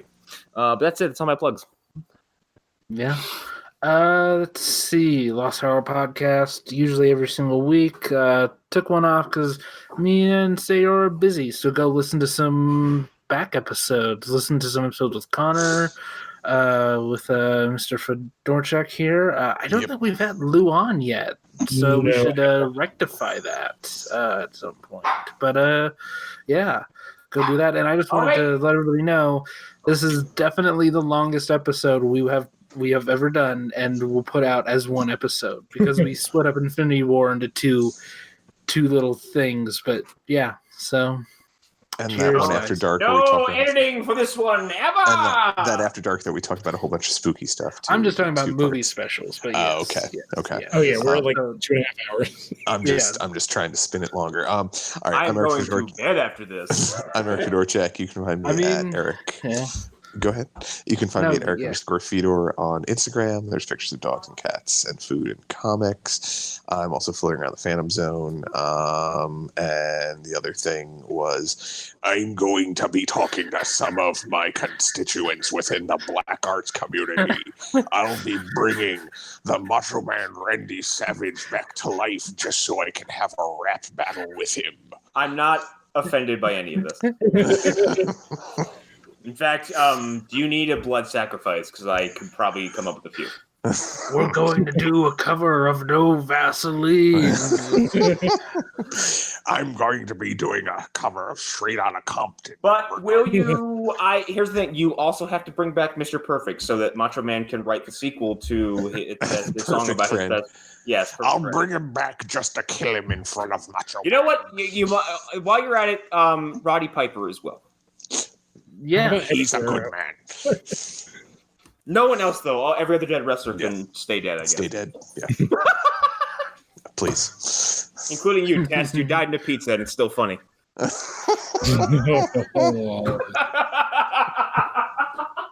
He fake married. Oh no, he almost fake married Stephanie McMahon. Yeah, looks like he failed the test. I would bring back Jimmy Superfly Snuka just so he could go to jail. Is he dead? I think he's just senile. I thought he died. He's very dead. Yeah, okay. I thought he died. Yeah. Yeah, Just they like were his, like, ex-girlfriend. hey, you're too old for trial, and then he's like, you had that right, brother, and then died. Yep. Well, I have a great story about him after we finish the recording. Well, it kind of ties into this because that story kind of partially broke when he did the radio show of someone who had a really random spot in Spider-Man, which is Jim Norton. They kind of broke that story on Opie and Anthony. That's right. Yeah, when they were talking to him and started asking him questions, and he was like kind of too senile to answer them. God. In a lie. Were you done, Eric? Or Yeah, I'm done. all right, so. Put his plugs in. Yeah, I know. So every Tuesday, you can check out Smallville Chronicles. Our next 2 episodes features their version of Mr. Mixoplex. See, that's why I want to cut him off, because he said the S word. And then they do a Charmed episode, which is one of the worst episodes they've ever made. Hey, the week after that is an episode starring Colby Smulders. How are you still doing this? I'm honestly doing it because I'm like, how are all these people in these episodes? There's so many. Like, there's legitimately an episode where Colby Smulders is like in an episode just for no reason. Like, she's in it, it's insane. I feel like you've got like a what is it? I forget the name of the company, but like the chocolates that are like, all the different flavors that you have to look at the chart to figure out. You don't have the chart. Yes, I guess that's it. And like out of the 30 pieces of candy, 5 of them are actual candy. The rest are filled with shit, but you don't know where they are. Well, and that's what I feel like. I will say, there are a lot of good in their defense, that's like an entire season of Flash. That's 2 whole seasons of Flash. All right, Yes. there's 5 good episodes, and the rest is just absolute dog shit. You say that, but you have not seen episodes with Rosenbaum and John Glover going back and forth, and they are so good. They're so good. John Glover is so good. No, yeah, I have to stand with Lou on this one. There's some good stuff. I think Rosenbaum is good from what I saw because I watched the entire first 2 seasons on DVD, but nah. It's just like the show. The show should have been a germ, and it evolved into a bioterror. Okay, I know it should have been 5 seasons and then end, but Tom Welling didn't want to wear the costume, so yeah. Well, and basically everything that exists in the whole CW thing exists because of the show. Because it's like all of the same crew, all the same people. And is that really a good thing? Is that a good thing? I would say yes, but that's they basically worked out a lot of kinks in this. I'll end it with this. I'll say yes because I think Lou still has like 7 I have like 75 other God damn it! Stop doing so many podcasts. There's the comic book show that's every Thursday, and then the other show, which is And Now Tunes, actually ties into this because Ted Raimi does a voice in Alan's pick for next thing of Legion of Tunes, which is Code Monkeys, and he does the voice of Travis Bickle, Dennis Hopper, and Harrison Ford, and Judd Nelson. Huh. Which is so random. Which, if you don't remember, Ted Raimi plays the guy that runs in and gets yelled at. Yeah, he's the one who shoots a guy right through the head, just the way I like in Darkman, if I remember correctly. Yes, he does. Yes. No, he's the one that gets like put through the sewer grate. The sewer and gets his head run over. But I think they're both the same person. Okay. They are, because shooting a man in the head and through the head are 2 different things according to this mob boss. Yes. Right. Mm-hmm. But anyway, I think that's it, right? Yes. Yeah. Okay. This is why Shadow Zone has not become a thing yet, because I just don't want to do that many fucking shows. These already take up too much time, and I still don't know what the fuck Shadow Zone's supposed to be. So anyway, maybe you should have thought of that before announcing the name of the show. Yes, no. The name stays. We could just talk about my bad dreams. We could talk about that one you talked about like yesterday for fucking 2 weeks. Oh. I'm being haunted by the living ghost of Michael Shannon. God damn it. All right. Bye, everybody. Bye. It's better than being haunted by the sinewy, You're my beautiful friend. grips of some Godspeed, creature Spider-Man. Pennywise's crotch. Finish it! His penis has teeth.